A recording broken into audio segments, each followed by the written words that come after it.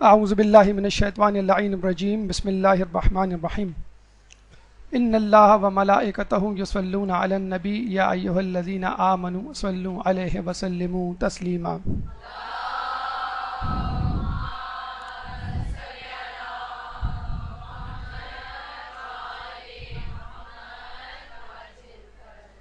یا ایہا الذین آمنوا کتب علیکم الصیام کما کتب علی الذین من قبلکم لعلکم تتقون۔ رب اشرح لی صدری ویسر لی امری واحلل عقدۃ من لسانی یفقہوا قولی۔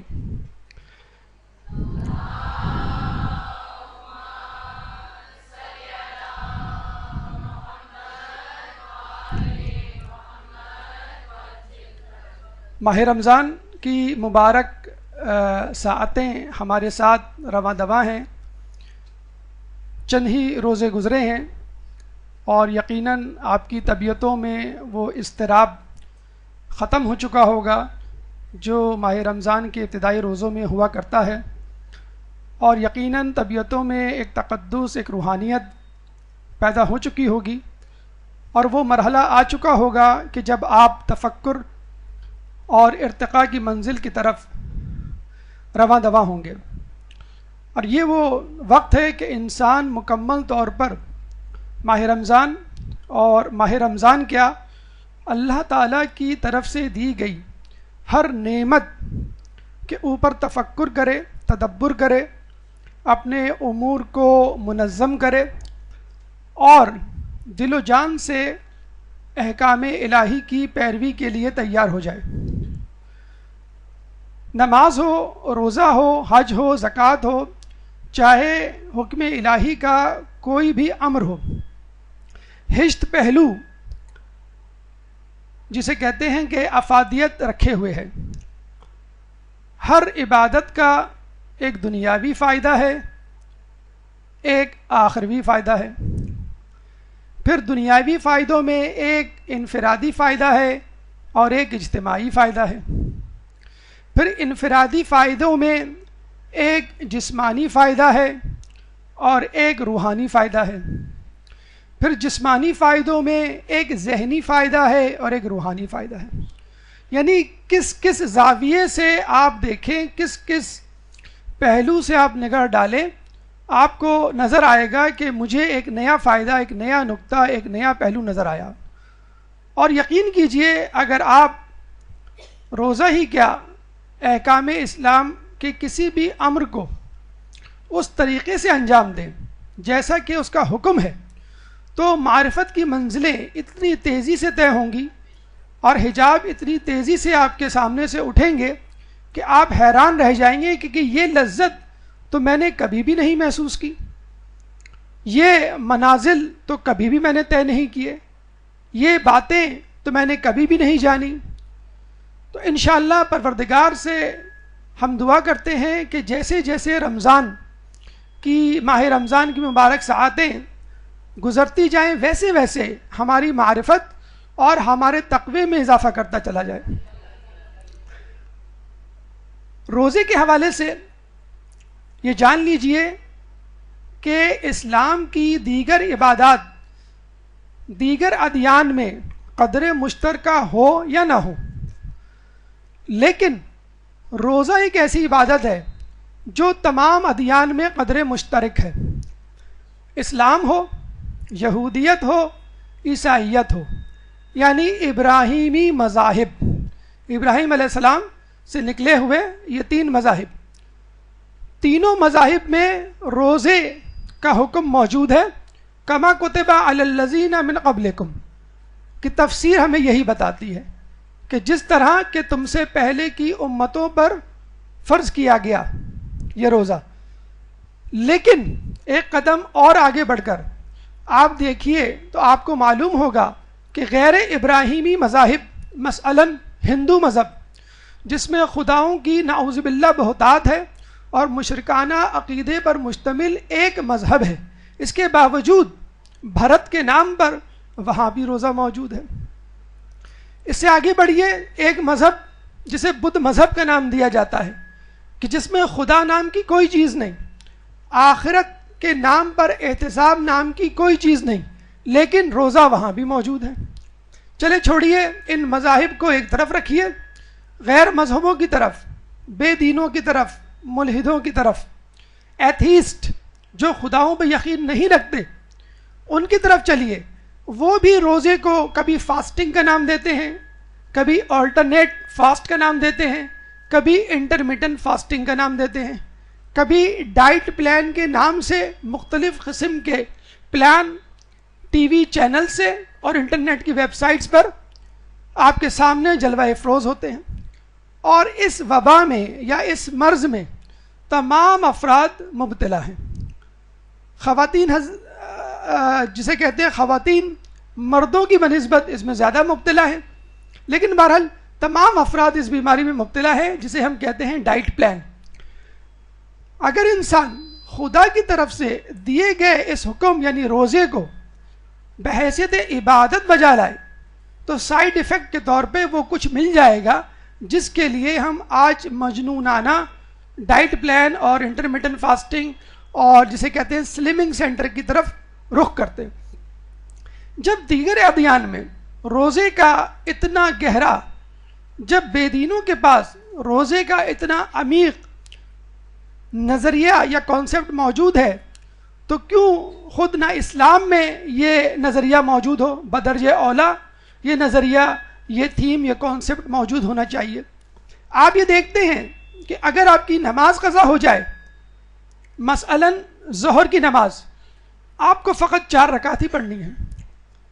فجر کی 2 رکعت مس ہو جائے، چاہے جان بوجھ کے چھوڑی ہو یا توڑی ہو، آپ کو وہی 2 رکعت پڑھنی ہے. لیکن روزے کے ساتھ ایسا معاملہ نہیں ہے. اس کو آپ کو ایزی نہیں لینا ہے. ڈونٹ ٹیک اٹ ایزی جسے کہتے ہیں. اگر آپ نے روزہ جان بوجھ کے چھوڑ دیا یا توڑ دیا تو قضا تو کرنی ہی کرنی ہے، کفارہ بھی، فائن بھی، کمپنسیشن بھی، تلافی بھی دینی ہے. کیسی تلافی؟ 60 مسلسل روزے جس میں 31 at a stretch without any gap رکھنے. اگر غلطی سے آپ نے اس طرح رکھ لیا کہ سامنے عید الاضحیٰ آ گئی اور روزہ چھوڑ دینا پڑا، آپ کو معلوم تھا کہ ایک دن ایسا آنے والا ہے کہ بیچ میں مجھے گیپ دینا پڑ جائے گا، تو پھر دوبارہ سے آپ کو گنتی شروع کرنی ہے. اتنی سختی. 60 مسکینوں کو پیٹ بھر کر کھانا کھلانا، یا کم از کم ایک مطعام 750 گرام جو، گندم، گیہوں یا کوئی بھی غذا، یا ایک غلام کو آزاد کروانا. تینوں کام اتنے مشکل ہیں کہ انسان روزہ توڑنے اور یا چھوڑنے کے خیال سے کانپنے لگتا ہے. حقیقی مومن. تو آپ نے دیکھا کہ نماز کو چھوڑنے کے لیے فقط وہی نماز متبادل ہے. تلافی بھی ہے، کفارہ بھی ہے، کمپنسیشن بھی ہے، جرمانہ بھی ہے. لیکن روزے کو اگر آپ نے جان بوجھ کے چھوڑ دیا یا توڑ دیا تو کتنی بڑی سزا آپ کو بھگتنی پڑے گی. خواتین کے ایام مخصوصہ میں جو چھوڑی گئی نمازیں ہیں ان کی قضا نہیں، لیکن جو چھوڑے گئے روزے ہیں ان کی قضا ہے، وہ بھی اگلے رمضان کے آنے سے پہلے پہلے. روزے کے حوالے سے ایک عجیب بات، ابھی یہ گفتگو ہماری مقدماتی ہے اور انشاءاللہ عنقریب ہم اپنے موضوع سے متصل ہوں گے. آج ماشاءاللہ ہمارے پاس فری ہینڈ ہے اور صرف ہم ہیں. 1 مین شو، خدا خود پسندی سے بچائے. تو 2 گھنٹے یا 1.5 گھنٹے ہم آپ کے ساتھ ہیں، آدھا گھنٹہ نکل چکا ہے اور دعا بھی ہے کہ وقت مقررہ پہ یہ درس اختتام کو پہنچ جائے. کل 1.5 گھنٹے میں آدھا ہوا تھا، آج ہم کوشش کریں گے کسی طرح کھینچا تانی کر کے پورا درس آج دے دیا جائے. غیر مخل عبادت ہے روزہ. نماز اگر آپ پڑھتے ہیں، اگر آپ نے کسی سے بات چیت کر لی، نماز ٹوٹ گئی. کس طرح کی بات چیت کر لی؟ گفتگو، مذاکرہ، مباحثہ جی نہیں. آپ نے فقط ایک لفظ کو بھی چھوڑیے، ایک حرف کہہ دیا جو کوئی مفہوم رکھتا ہے. مثلا عربی میں ایک لفظ ہے قے، اردو والا قے نہیں جس کو سن کے آپ کو الٹی آتی ہے، عربی والا قے جو صرف قاف کی طرح لکھا جاتا ہے. اگر آپ کو عربی کے اعراب سے نہ آشنائی ہے تو نیچے زیر لگا دیجئے، لیکن جو عربی کو جانتے ہیں ان کے لیے زیر یا کسرے کی ضرورت نہیں، وہ قاف کو قے ہی پڑھیں گے اگر کہیں جملے میں لکھا پا جائے. اس کا مطلب ہے رک جاؤ. جیسے ماں اپنے بچے کو دیکھے کہ گھر میں داخل ہوتے ہی کچن کی طرف جا رہا ہے کہ مما نے کیا پکایا ہے، فوراً میں نکال کے کھا لوں، تو ماں جو ہے کمرے سے آواز دیتی ہے فوراً رک جاؤ میں آ رہی ہوں، میں خود نکال کے دوں گی، تم اپنے حساب سے مت نکالا کرو. اور ماں نماز پڑھ رہی ہے اور وہ صرف کہہ دے قے، یعنی رک جاؤ، اور وہ کہے بھی میں نے تو پورا جملہ بھی نہیں بولا، صرف قے بولا ہے. نہیں، یہ جملہ، یہ حرف، یہ لفظ ایک پورا مفہوم رکھتا ہے. نماز ٹوٹ گئی آپ کی، آپ نے قبلے سے منہ موڑا، ادھر نماز نے آپ کو چھوڑا، آپ کی نماز گئی، آپ کی نماز ٹوٹ گئی، آپ کو نماز دوبارہ پڑھنی ہے. اتنی زیادہ پابندی. حج جو لوگ کرتے ہیں ان سے پوچھئے، معین وقت میں، معین جگہ پر، ایک معین عمل، یوم عرفہ میں عرفات کے میدان میں حاضری دینا ضروری ہے، وہ بھی دن میں. مزدلفہ میں، مزدلفہ کے مقام پر رات کے وقت ٹھہرنا ضروری ہے، دن میں نہیں. رمی کے لیے جمرات کے مقام پر جانا ہے، شیطان کو پتھر مارنے، اپنے کسی دشمن ساتھی کو پتھر نہیں مارنے. طواف کرنا ہے تو خانہ کعبہ میں حاضر ہونا ضروری ہے. 9-10 ذی-الحج کو یہ ایام، یہ اعمال انجام دیے جاتے ہیں. 9-10 ذی-الحج کے علاوہ اگر آپ کہیں کہ بھائی وہاں بڑا رش ہوتا ہے، میں جو ہوں 9 اور 10 شوال کو یہ عمل کر لوں، بالکل نہیں، نہیں ہو سکتا. یا سعودی عرب کا اگر ویزا لگ جائے تو امریکہ کا گرین کارڈ نہیں ملتا، تو یہ حج والا عمل میں کسی اور ملک میں جا کے کر لوں، بالکل نہیں. تو حج میں کتنی سختی ہے کہ معین جگہ پر، معین وقت میں معین عمل انجام دینا ہے. نماز میں اگر آپ قبلے سے ہٹ گئے، ایک جملہ، ایک لفظ منہ سے نکال دیا، آپ کی نماز گئی. لیکن روزہ ایک غیر مخل عبادت ہے. اب آپ کہیں گے یہاں پر یہ ورلڈ کپ کا تذکرہ کہاں سے شروع ہو گیا؟ ایک غیر ضروری تصویر یا پریزنٹیشن کو یہاں لانے کا کیا مقصد ہے؟ یا خود استاد محترم ورلڈ کپ کے فیور میں مبتلا ہیں؟ جی نہیں. یہ اصل میں اس خبر کا شاخصانہ ہے کہ جو ابھی حالیہ دنوں میں ہم نے پڑھی. ایک ایشو کھڑا ہو گیا برازیل میں ان مسلمان کھلاڑیوں سے متعلق جو روزہ رکھنا چاہتے ہیں. کچھ مسلمان ایسے بھی ہیں جو پاکستان کے مسلمانوں یا دیگر مسلمانوں کی طرح ڈھیٹ ہیں کہ I am busy, I can not talk now, جیسے آپ نے نماز میں کہہ دیا the number you have dialled is busy at the moment, please try letter.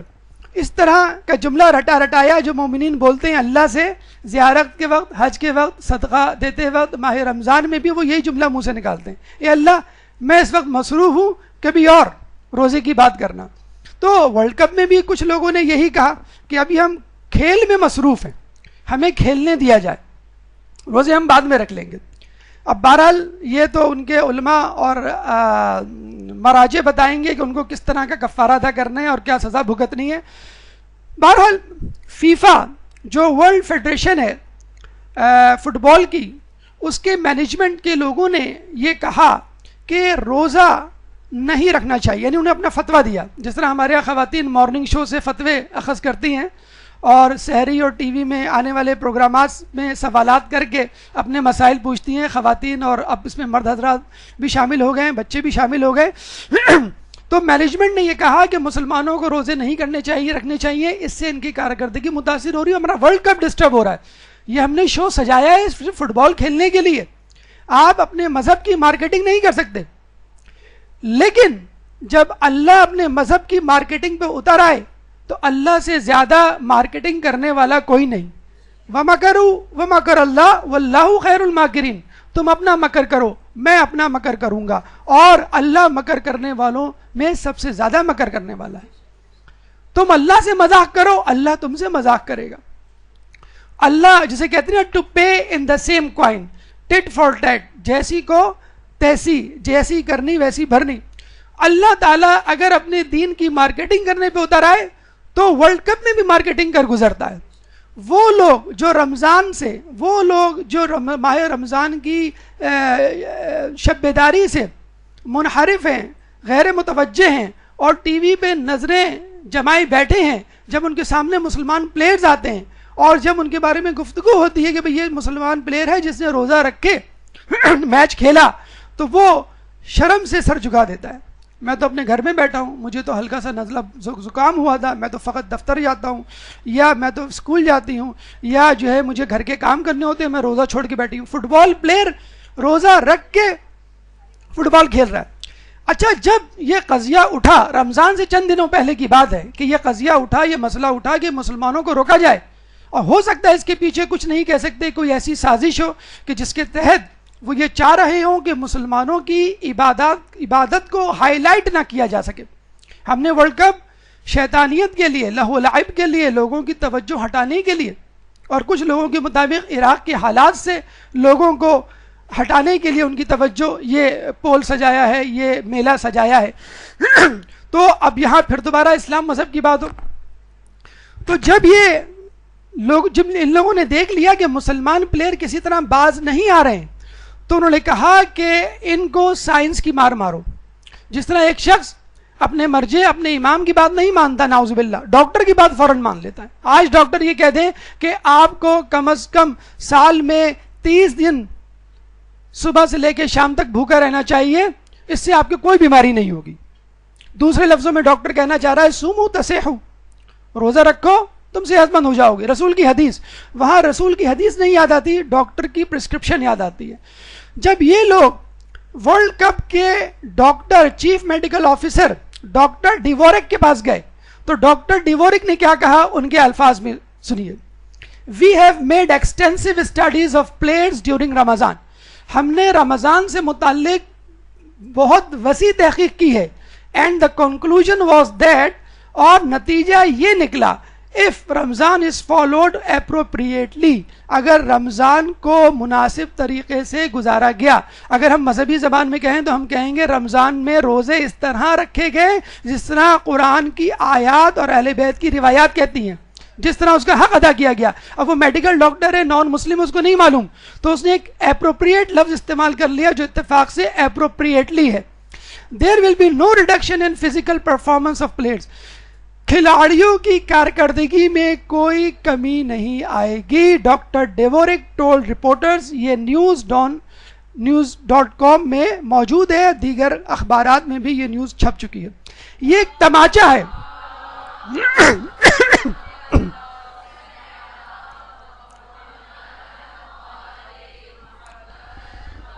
یہ ایک تماچا ہے ان بے دینوں کی طرف، یہ ایک تماچا ہے ان سیاسی بازیگروں کی طرف، یہ تماچا ہے ان استعمار کی قوتوں کی طرف جو ہر محاذ پر اسلام کو نیچا دکھانا چاہتے ہیں اور یہ بتلانا چاہتے ہیں کہ روزہ رکھ کے تم ایک روٹین لائف نہیں گزار سکتے. ابھی کچھ دنوں پہلے یورپ میں یہ مسئلہ کھڑا ہو گیا اور بچوں کے بارے میں یہ کہا گیا کہ یہ بچے اگر روزہ رکھیں گے، نوجوانوں اور خواتین کی بات چھوڑیے، اگر کم از کم بچے روزہ رکھیں گے تو ان کی روٹین لائف ڈسٹرب ہوگی. کینیڈا میں ایک شہر میکمرے، وہاں پہ اس وقت 21 گھنٹے کا روزہ چل رہا ہے. 2 بجے سحری کرتے ہیں بند اور 11 بجے افطاری. ایک 13 سالہ بچے سے میری بات ہوئی تو اس نے کہا کہ میں خود روزہ رکھ رہا ہوں. ایک بچہ، ایک لڑکا جو ابھی بالغ نہیں ہوا ہے، بڑے فخر سے بتا رہا ہے کہ میں 21 گھنٹے کا روزہ رکھ رہا ہوں اور مجھے کوئی فرق نہیں پڑتا. ہم یہاں خدا کا شکر ادا کر رہے ہیں کہ یہ رمضان جو ہے وہ 21 جون کو نہیں پڑا، یا 21 جون میں رمضان نہیں آیا، کیونکہ 21 جون سال کا طویل ترین دن ہوتا ہے. یا کچھ روزے دار یہ کہہ رہے ہیں کہ کاش رمضان جو ہے وہ سردیوں میں ہوتے.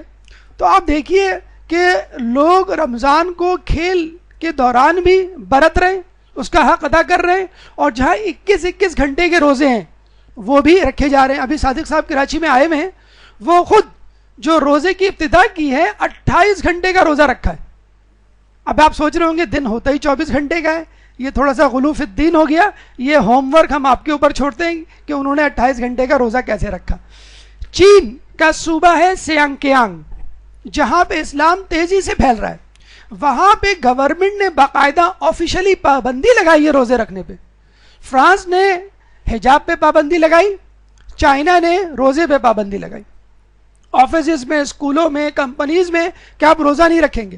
اس کے باوجود لوگوں کی ایک کثیر تعداد روزے رکھ رہی ہے، اور یہ بتلا رہی ہے گورنمنٹ کو کہ روزہ ہمارے روزمرہ کے معمولات میں چندہ کوئی رکاوٹ نہیں ہے. آپ کے لیے ہو تو ہو، جو ہر 2 گھنٹے بعد اسنیکس ہر 4 گھنٹے کے بعد ایک کولڈ ڈرنک، ہر 6 گھنٹے کے بعد چائے، اور ہر 8 گھنٹے کے بعد کھانا.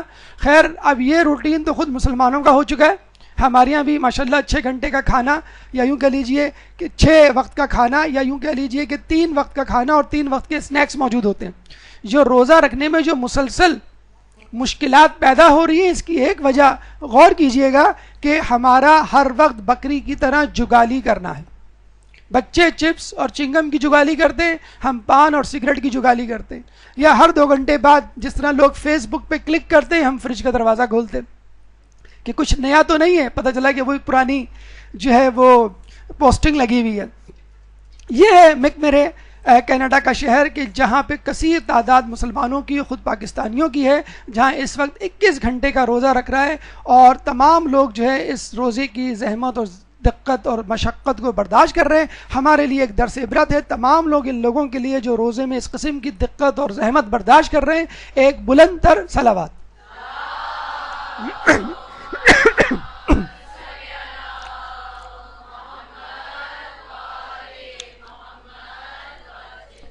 ہمیں نہیں معلوم ایک ٹیکنیکل غلطی ابھی آپ کے سامنے ہوئی ہے یا نہیں. اگر ہوئی ہے تو شاید آپ میں سے کچھ لوگوں نے پکڑ لی ہوگی اور احترام میں جو ہے ہمیں نہیں پکڑا ہوگا کہ ہم نے کہا کہ نماز میں آپ نے گفتگو بھی کی تو روزہ باطل، اور یہ بھی کہا جاتا ہے کہ نماز میں آپ نے کھانا کھایا پیا تو بھی روزہ باطل. ٹھیک ہے، گفتگو سے بھی روزہ باطل، کھانے پینے سے بھی. اب یہاں یہ فوراً بات پکڑی جا سکتی ہے، بھائی روزے میں بھی تو کھانے پینے سے روزہ باطل ہو جاتا ہے. اصولاً تو ہر چیز کی آزادی ہونی چاہیے. مومن جب پکڑنے پہ آئے تو بڑی اچھی بات ہے وہ پکڑتا ہے کہ اگر روزے میں ہر چیز کی آزادی ہے، کچن میں کام کرنے کی، اسکول جانے کی، کمپنی جانے کی، اور مزدوروں کی طرح کام کرنے کی، باہر نکلنے کی، تو ٹھیک ہے آپ جو ہے کھانے کی بھی آزادی دیں. دیکھیں روزہ یا بھوک انسان کی فطرت سے انتہائی قریب ہے. وہ کس طرح؟ آپ لوگ جو یہاں بیٹھے ہوئے ہیں تقریباً ہر شخص امتحان کی زحمت و مشقت اور محنت سے گزرا ہوگا.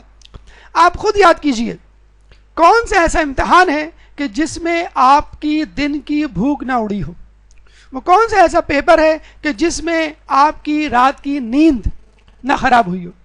جب امتحان یا کوئی اہم وقت آتا ہے، کوئی اہم کام، آپ کی دن کی بھوک بھی اڑ جاتی ہے اور رات کی نیند بھی اڑ جاتی ہے. کچھ لوگ اس چیز کو عشق مجازی کی طرف لے جاتے ہیں، لیکن بہرحال یہ مقام نہیں ان مقامات کو بیان کرنے کا. امتحان میں دن کی بھوک اور رات کی نیند اڑ جاتی ہے. کیوں؟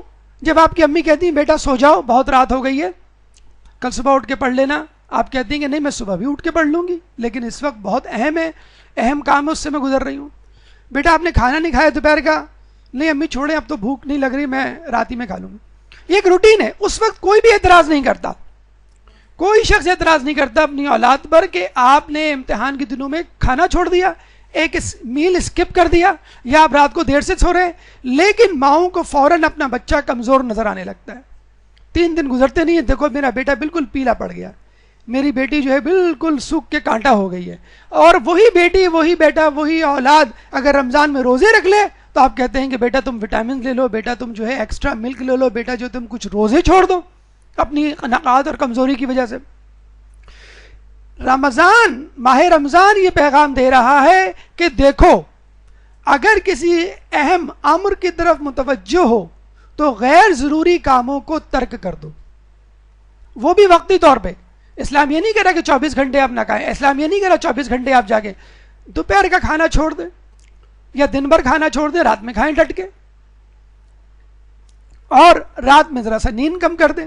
لیلۃ القدر آئے تو پوری رات جاگ لیں، 1 رات، 3 رات، 5 راتیں، 10 دن، یا پورا رمضان، جیسے آپ مناسب سمجھیں اپنے ایمان کے اعتبار سے.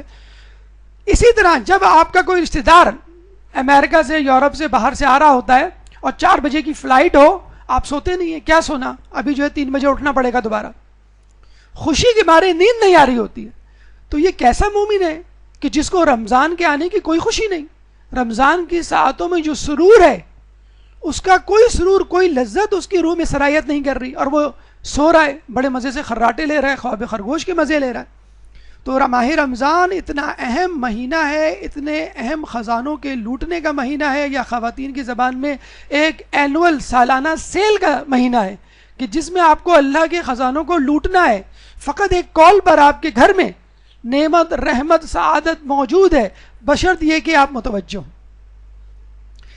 یہ تو تھی ہماری اب تک کی مقدماتی گفتگو، شاید تھوڑی سی طویل ہو گئی۔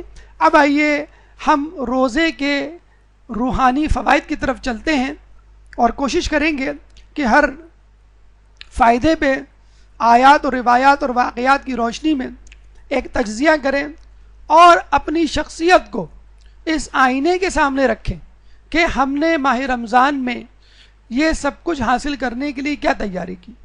پہلے مرحلے میں دعوت تفکر، کس قسم کا تفکر ضروری ہے؟ دعوت توبہ، پہلے اپنے گناہوں کی مغفرت، پھر نیکی کی طرف رغبت۔ دعوت تقوی جو کہ ہدف ہے لعلکم تتقون، کہ مصداق تطہیر زبان، زبان کو گناہوں سے کیسے بچایا جائے۔ امتحان اخلاص جو خاص ثمر ہے، فائدہ ہے روزے کا، صبر و استقامت۔ واستعینوا بالصبر والصلاح کی مصداق درس حلال رزق، درس قناعت، درس عبرت، ترک دنیا، دنیا میں رہتے ہوئے ترک دنیا، دعوت قرآن اور دعوت شب بیداری۔ آئیے اپنی گفتگو کے پہلے مرحلے دعوت تفکر، پہلا روحانی فائدہ، اس سے پہلے ایک بلند تر صلوات۔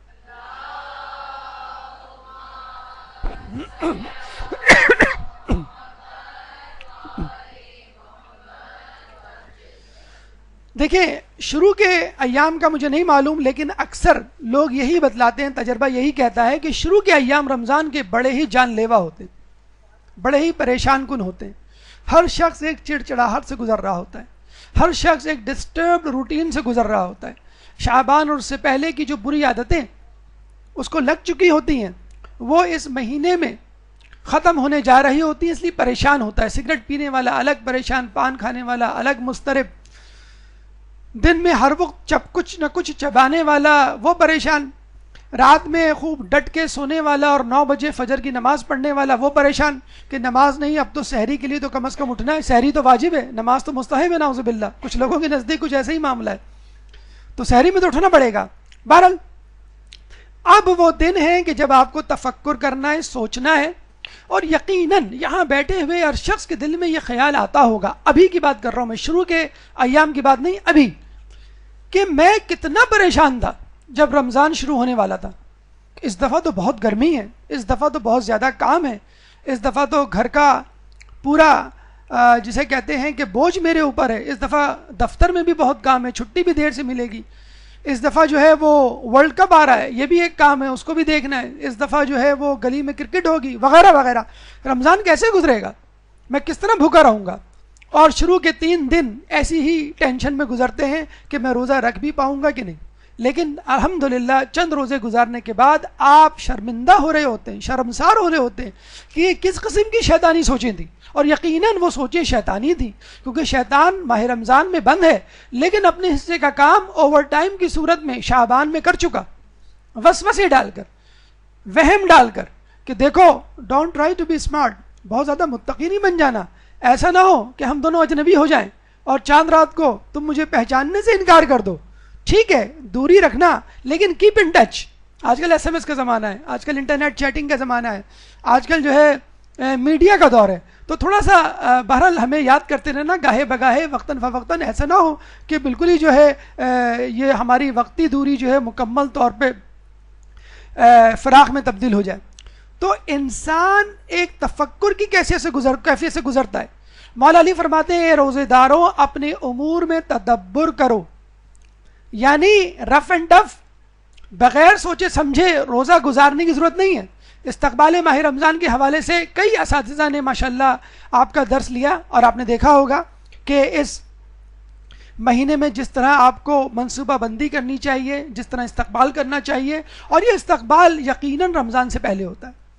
لیکن اگر رمضان آ چکا ہے اور روزے آپ گزار رہے ہیں، ابھی بھی وقت ہے، اپنی سحری کو منظم کیجیے، اپنی افطار کو منظم کیجیے، اپنے اذکار کو منظم کیجیے، اپنے روٹین کو منظم کیجیے، اپنے غصے کو کنٹرول کیجیے، اپنی زبان، اپنی آنکھ، اپنے کانوں کو گناہوں سے محفوظ رکھیے۔ کس طرح میں بہتر سے بہتر روزہ گزار سکتی ہوں، اس پہ توجہ دیجیے۔ لیکن ہمارے یہاں تفکر کس پہ ہوتا ہے؟ دن بھر یہ سوچا جاتا ہے یا کیا جاتا ہے کہ کیا پکے گا، اور غلطی سے خواتین کے منہ سے یہ لفظ نکل جائے، یہ جملہ مردوں کے سامنے کہ آج کیا پکاؤں، او ہو، ایک لمبی لسٹ.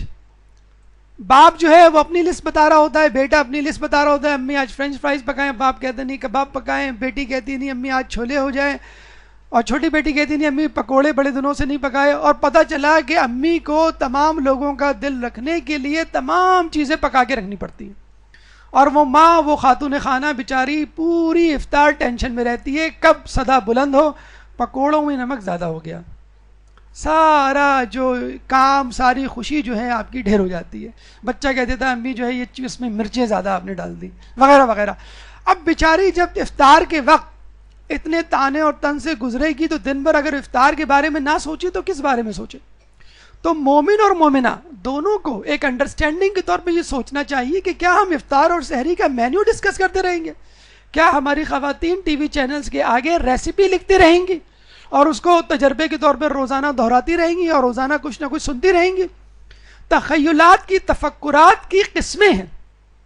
مقداد بن اسود مولا علی کے بہت بڑے جانثار, مولا علی کے بہت بڑے شیعہ کہ جن کے بارے میں امام کی روایت ہے کہ جب خلافت کا وقت آیا, مولا علی سے خلافت چھینی گئی کہ تمام کے دل لغزش میں آ گئے, لرزش میں آ گئے, سوائے مقداد بن اسود کے. ارے اس کا دل تو فولاد تھا, فولاد. امام کا لقب ہے, امام کے اقوال ہے.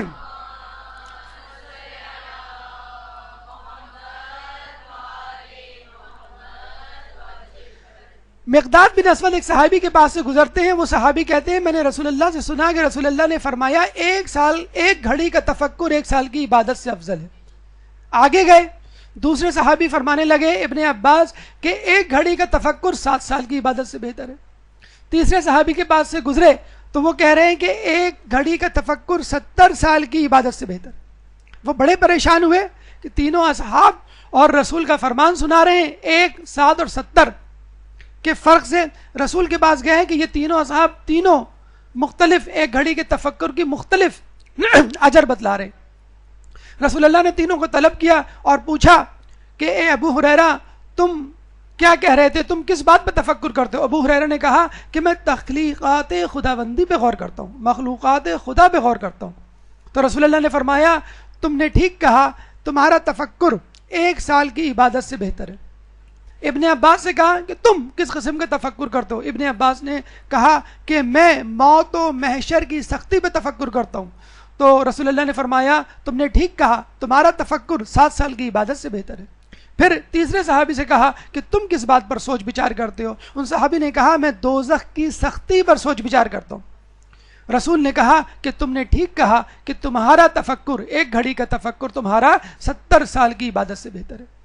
اگر آپ ڈائٹ پلان, افطار کا مینیو, سحری کا جسے کہتے ہیں چارٹ, نیند کی ٹائمنگ اور ان تمام چیزوں کے چکروں میں اگر گھومتے رہے تو آپ گھن چکر بن جائیں گے. ان تمام چیزوں کو چھوڑیے. اللہ تعالیٰ تو یہی چاہتا ہے کہ آپ بھوک اور نیند سے مستثنا ہو جائیں, تھوڑے سے بے فکرے ہو جائیں, تھوڑے سے لاپرواہ ہو جائیں. اور دیکھا جائے آج کل کے مومن کو سب سے زیادہ فکر ہے تو کھانے کی, سب سے زیادہ فکر ہے کہ سونے کی, کہ روزہ کیسے گزرے گا, کتنے گھنٹے سوؤں, کھڑکی دروازے بند کر کے پنکھے اور اے سی کھول کر کہ کوئی مجھے نہ جگائے. ہاں اگر سائرن بجے یا افطار کا وقت ہو تو مجھے جگا دیا جائے, کوئی مذائقہ نہیں. اب اتنے بھی کافر نہیں ہیں جسے کہتے ہیں کہ روزے کو اس کے وقت پر اور مستحبات کے ساتھ, مستحبات کا مطلب ہے پھل فروٹ اور میٹھی چیز, پانی, تمام چیزیں, اذکار کی بات نہیں ہو رہی. دوسرا روحانی فائدہ دعوت توبہ. ایک درود پڑھ دیجئے محمد والے محمد.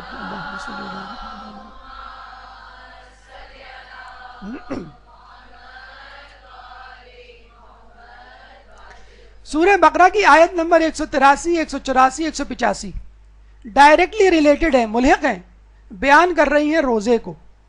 یا ایھا الذین آمنوا کتب علیکم الصیام سے یہ شروع ہوتی ہے لعلکم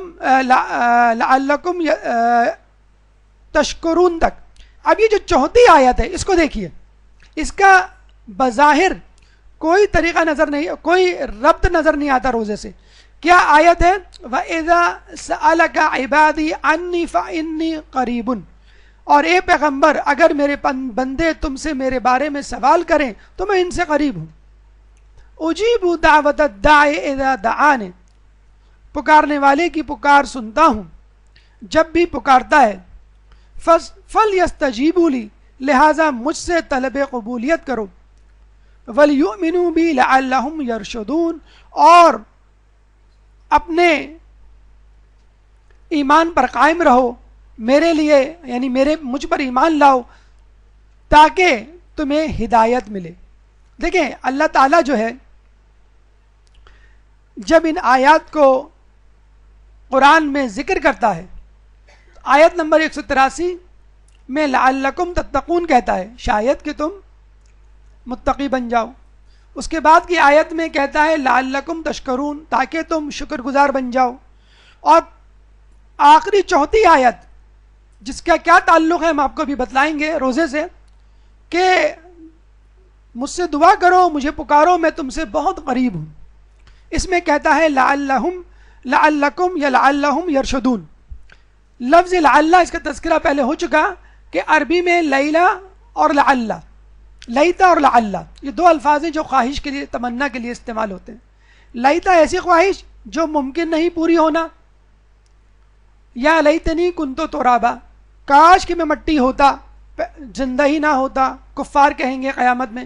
یا لیتنی معاکم، کاش ہم آپ کے ساتھ ہوتے کربلا میں، کاش میں جوان ہوتا. یہ تمام خواہشیں پوری نہیں ہو سکتی، واپس نہیں آ سکتی. آپ کی جوانی یا کربلا کا واقعہ دوبارہ آپ کے لیے نہیں رونما ہو سکتا. یا کافر جو ہے جب قیامت میں اٹھے جائیں گے تو وہ دوبارہ مٹی میں نہیں جا سکتے. تو ان کے لیے لیتا کا لفظ استعمال ہوتا ہے. لیکن جو خواہش ممکن ہے اس کے لیے لعلہ کا لفظ استعمال ہوتا ہے. اسی لیے لعلکم لعلہم کا لفظ استعمال ہوا ہے قرآن میں. شاید کہ تم متقی بن جاؤ، شاید کہ تم شکر گزار بن جاؤ، شاید کہ تم ہدایت پر آ جاؤ. اس کا مطلب کیا ہوا کہ اللہ تعالیٰ ایسی خواہش کا اظہار کر رہا ہے کہ جو ممکن ہے آپ کے لیے. جو یہ کہتے ہیں نا کہ بھائی نماز نہیں پڑھتے، اللہ توفیق دے گا تو انشاءاللہ پڑھ لیں گے. آپ حج پہ نہیں گئے، ماشاءاللہ صاحب استعداد، انشاءاللہ مولا بلائیں گے، اللہ بلائے گا تو چلے جائیں گے. ارے آپ زیارت پہ نہیں گئے، ارے مولا جب طلب کریں گے انشاءاللہ.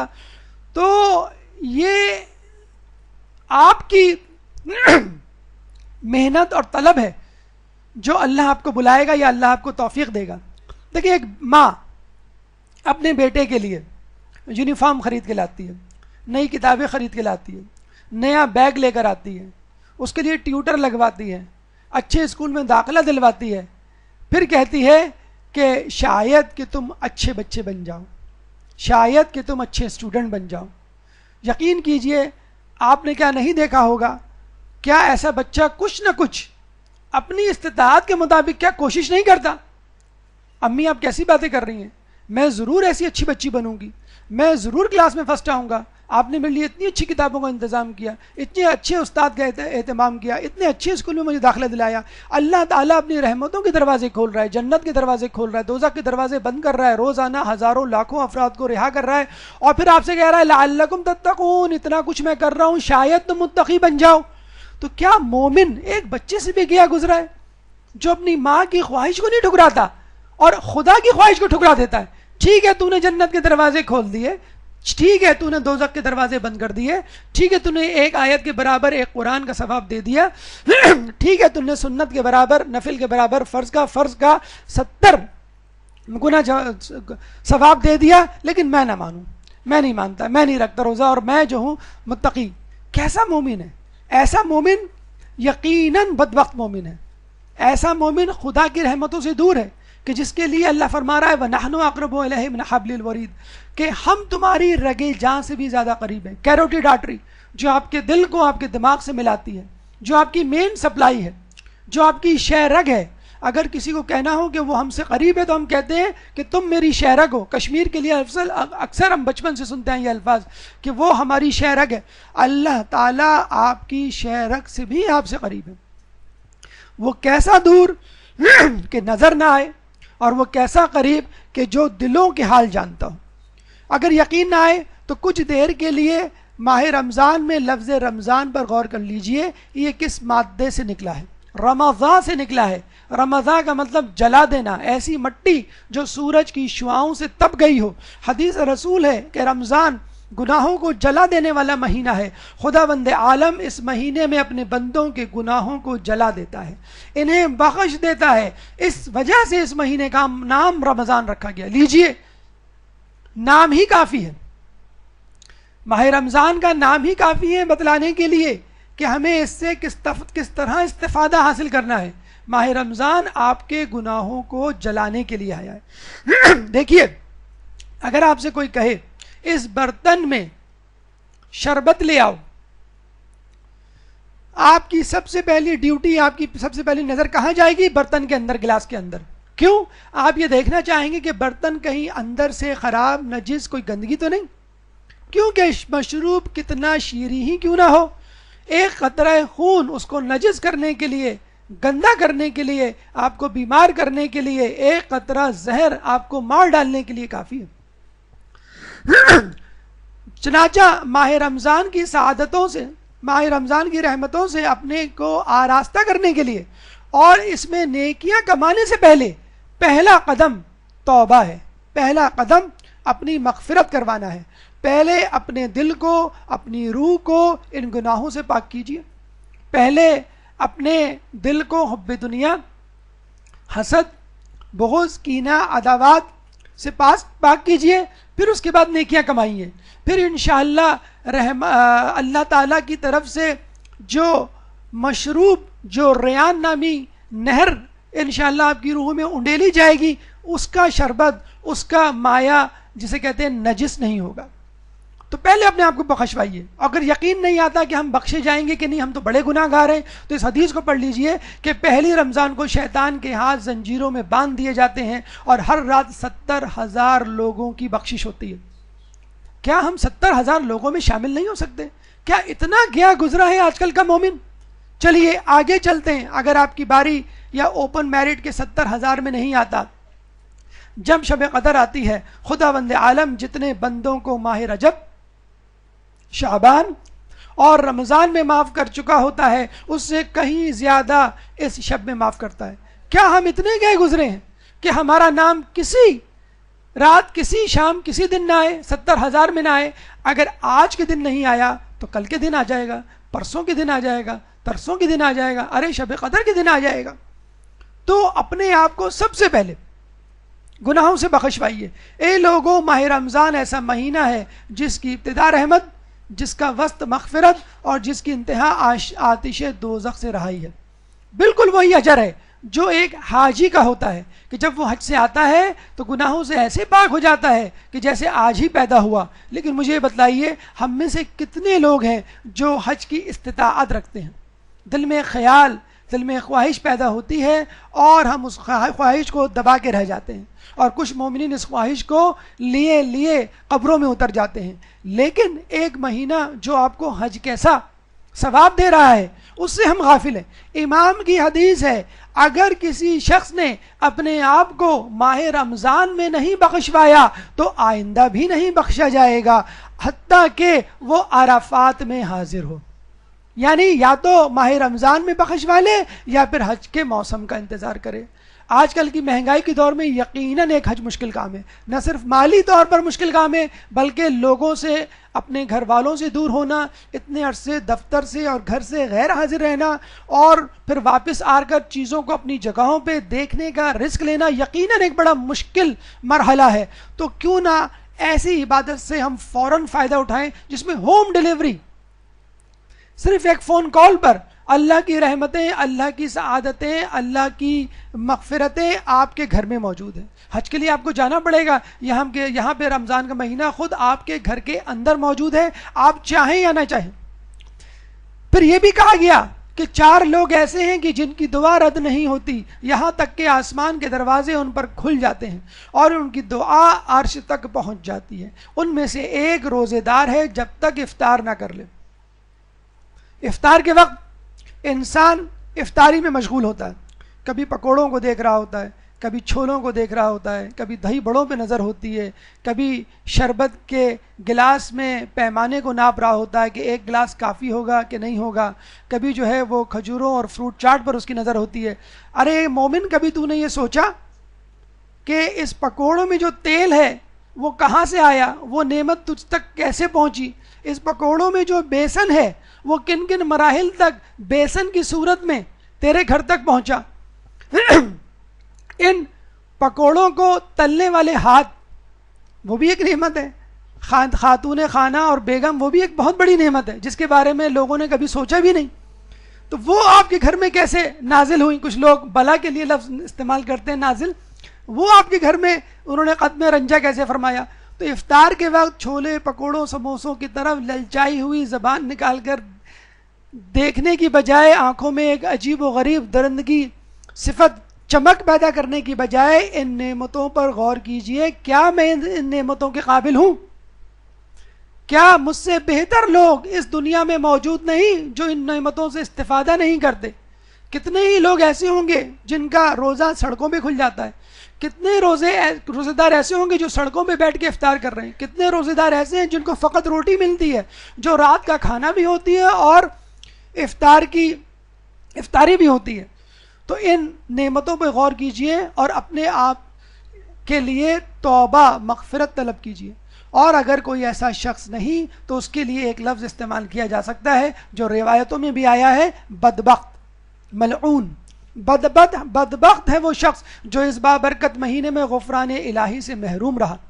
رسول اللہ نے آمین کہی 3 مرتبہ ممبر پہ چڑھتے ہوئے شعبان کے مہینے میں، پوچھا گیا کیوں؟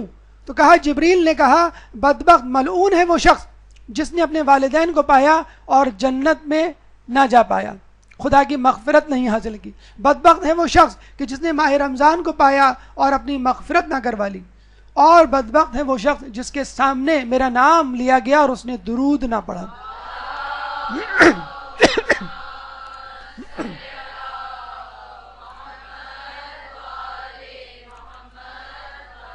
دعا کرنے والا سب سے مقرب فرشتہ، دعا پر آمین کہنے والا سب سے مقرب پیغمبر، اور دعا قبول کرنے والا خداوند متعال کی ذات، تو وہ دعا کیوں نہیں مستجاب ہوگی؟ لیکن کن لوگوں کے لیے بدبختی ہے؟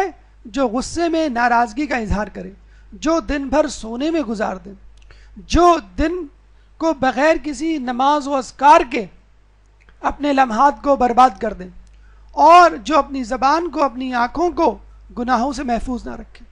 جسے ڈاکٹر ڈیورک نے کہا تھا اپروپریٹلی، یعنی مناسب طریقے سے، اس طریقے سے کہ جس طرح ہماری زبان میں، اسلام کی شریعت میں، آیات اور روایات میں بتلایا گیا ہے، کہ جس پر عمل کر کے کما حقہ روزے سے اور ماہ رمضان سے فائدہ اٹھا سکتے ہیں۔ پہلا لقمہ جب آپ افطار کا منہ میں ڈالتے ہیں تو کیا دعا پڑھتے ہیں؟ یا واسع المغفرت اغفر لی۔ کیا یہ جملہ، یہ لفظ کافی نہیں تھا؟ اغفر لی، اللہم اغفر لی کافی نہیں تھا؟ کیا ضرورت تھی یہ کہنے کی یا واسع المغفرت، اے وسیع تر مغفرت کرنے والے، یعنی ہر گناہ کو بخشنے والے، بڑے سے بڑے گناہ گاروں کو اپنے آغوش میں رہنے والے، اپنی رحمت میں رہنے والے، لینے والے۔ میرے بھی بڑے بڑے گناہ ہیں، آپ یہ سوچ رہے ہیں کہ میرے گناہ بہت بڑے، میں معاف نہیں کیا جاؤں گا، نہیں، آپ اس سے مغفرت طلب کر رہے ہیں جو واسع المغفرتی ہے، وسیع تر مغفرت والا ہے۔ ایک اور جو روایت مفاتی میں درج ہے کہ ماہ رمضان کی ہر شام 1,00,000 انسانوں کو جہنم سے آزادی ملتی ہے۔ دل نہیں مانتا کہ ہمارا نام ان لوگوں میں شامل نہ ہو۔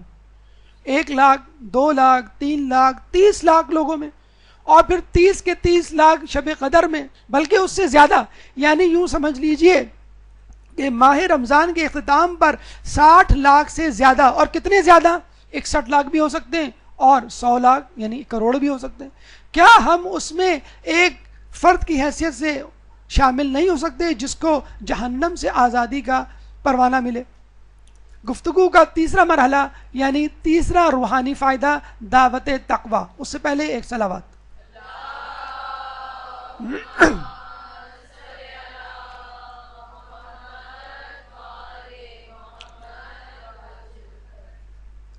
یہ آیت آپ کئی مرتبہ رمضان میں سن چکے ہوں گے، رمضان کے اختتام تک یہ آیت آپ ہر کسی کو یاد بھی ہو چکی ہوتی ہے، اور عید کے دن آپ سنیں تو ہر شخص بھول بھی چکا ہوتا ہے۔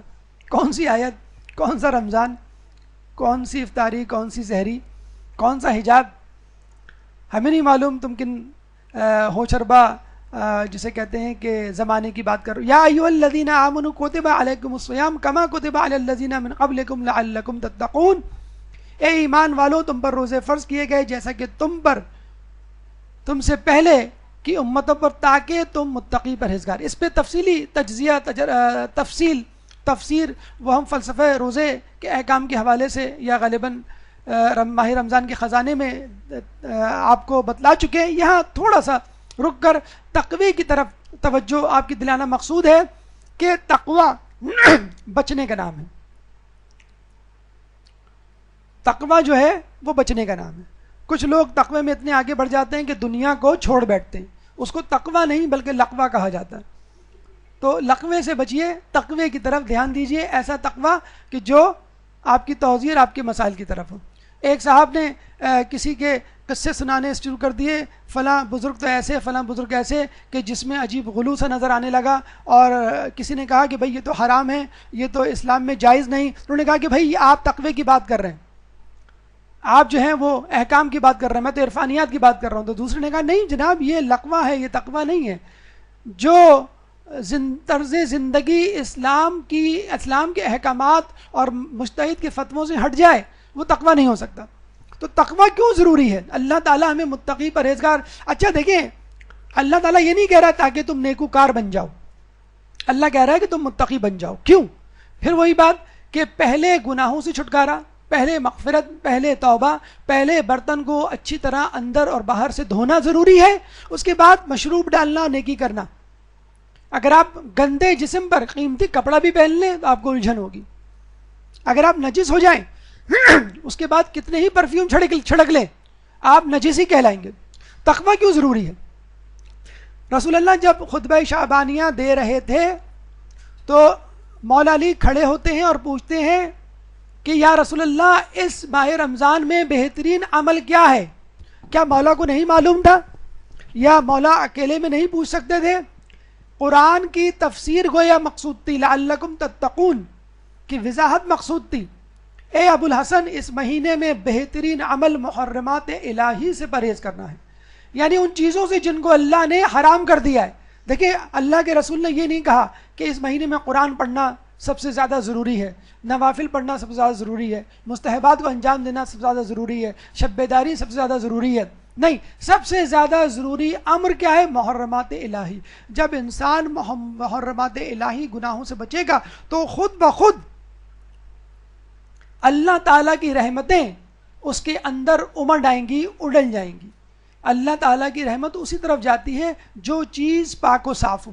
شہد کی مکھی اسی پھول پر بیٹھتی ہے کہ جس میں رس ہوتا ہے.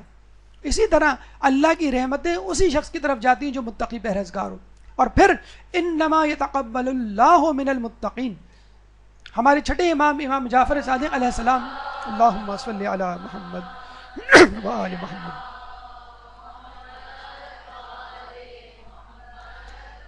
کا واقعہ آپ کو یاد ہوگا کہ انہوں نے ایک بہت متقی پرہیزگار, سو کالڈ متقی پرہیزگار کا قصہ سن رکھا تھا.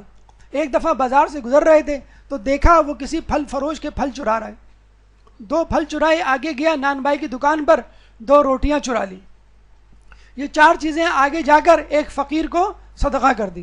امام نے اس کو آواز دی اور کہا, اے شخص, میں تو تجھے بڑا متقی پرہیزگار سمجھتا تھا, تو میں نے تو تیرے بڑے چرچے سنے تھے. اور جب وہ سمجھ گیا کہ امام نے نہ صرف میرا صدقہ بلکہ چوری بھی دیکھ لی ہے تو تعویلیں دینے لگا. نعوذ باللہ, امام کو کہنے لگا کہ آپ نے قرآن نہیں پڑھا کہ اللہ کہتا ہے کہ میں ایک نیکی کے بدلے 10 اجر دوں گا, یعنی 10 نیکیوں کے برابر اجر دوں گا.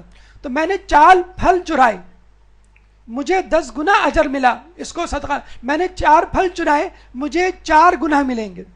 اور ان 4 پھلوں کو صدقہ کر دیا تو 4 ضرب 10 40 نیکیاں ملیں گی. تو 40 نیکیاں میرے پاس ہیں اور 4 گناہ میرے پاس ہیں. 40 میں سے 4 کو نفی کر دیں, ابھی بھی میرے اکاؤنٹ میں میرے پاس 36 نیکیاں موجود ہیں. نعوذ باللہ, امام کو قرآن سکھا رہا ہے, حساب بتلا رہا ہے. امام نے کہا, کیا تو نے قرآن نہیں پڑھا؟ تو مجھے کہہ رہا ہے کہ میں نے قرآن نہیں پڑھا. فاسألوا اہل الذکر, کہ اگر تم کو نہیں معلوم تو اہل ذکر سے پوچھ لو. قرآن ناطق ہے یہ لوگ, قرآن تو قرآن صامت ہے, یہ لوگ قرآن کو بتلانے سمجھانے والے ہیں.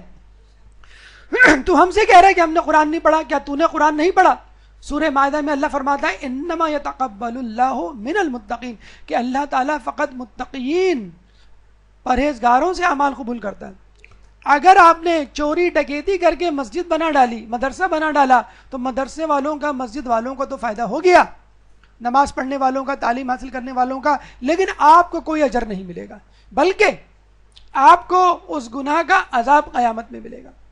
تو اللہ تعالیٰ یہ نہیں دیکھتا کہ تم کیا خرچ کر رہے ہو، اللہ تعالیٰ یہ بھی دیکھتا ہے تم کہاں سے خرچ کر رہے ہو، تم نے کہاں سے کمایا ہے۔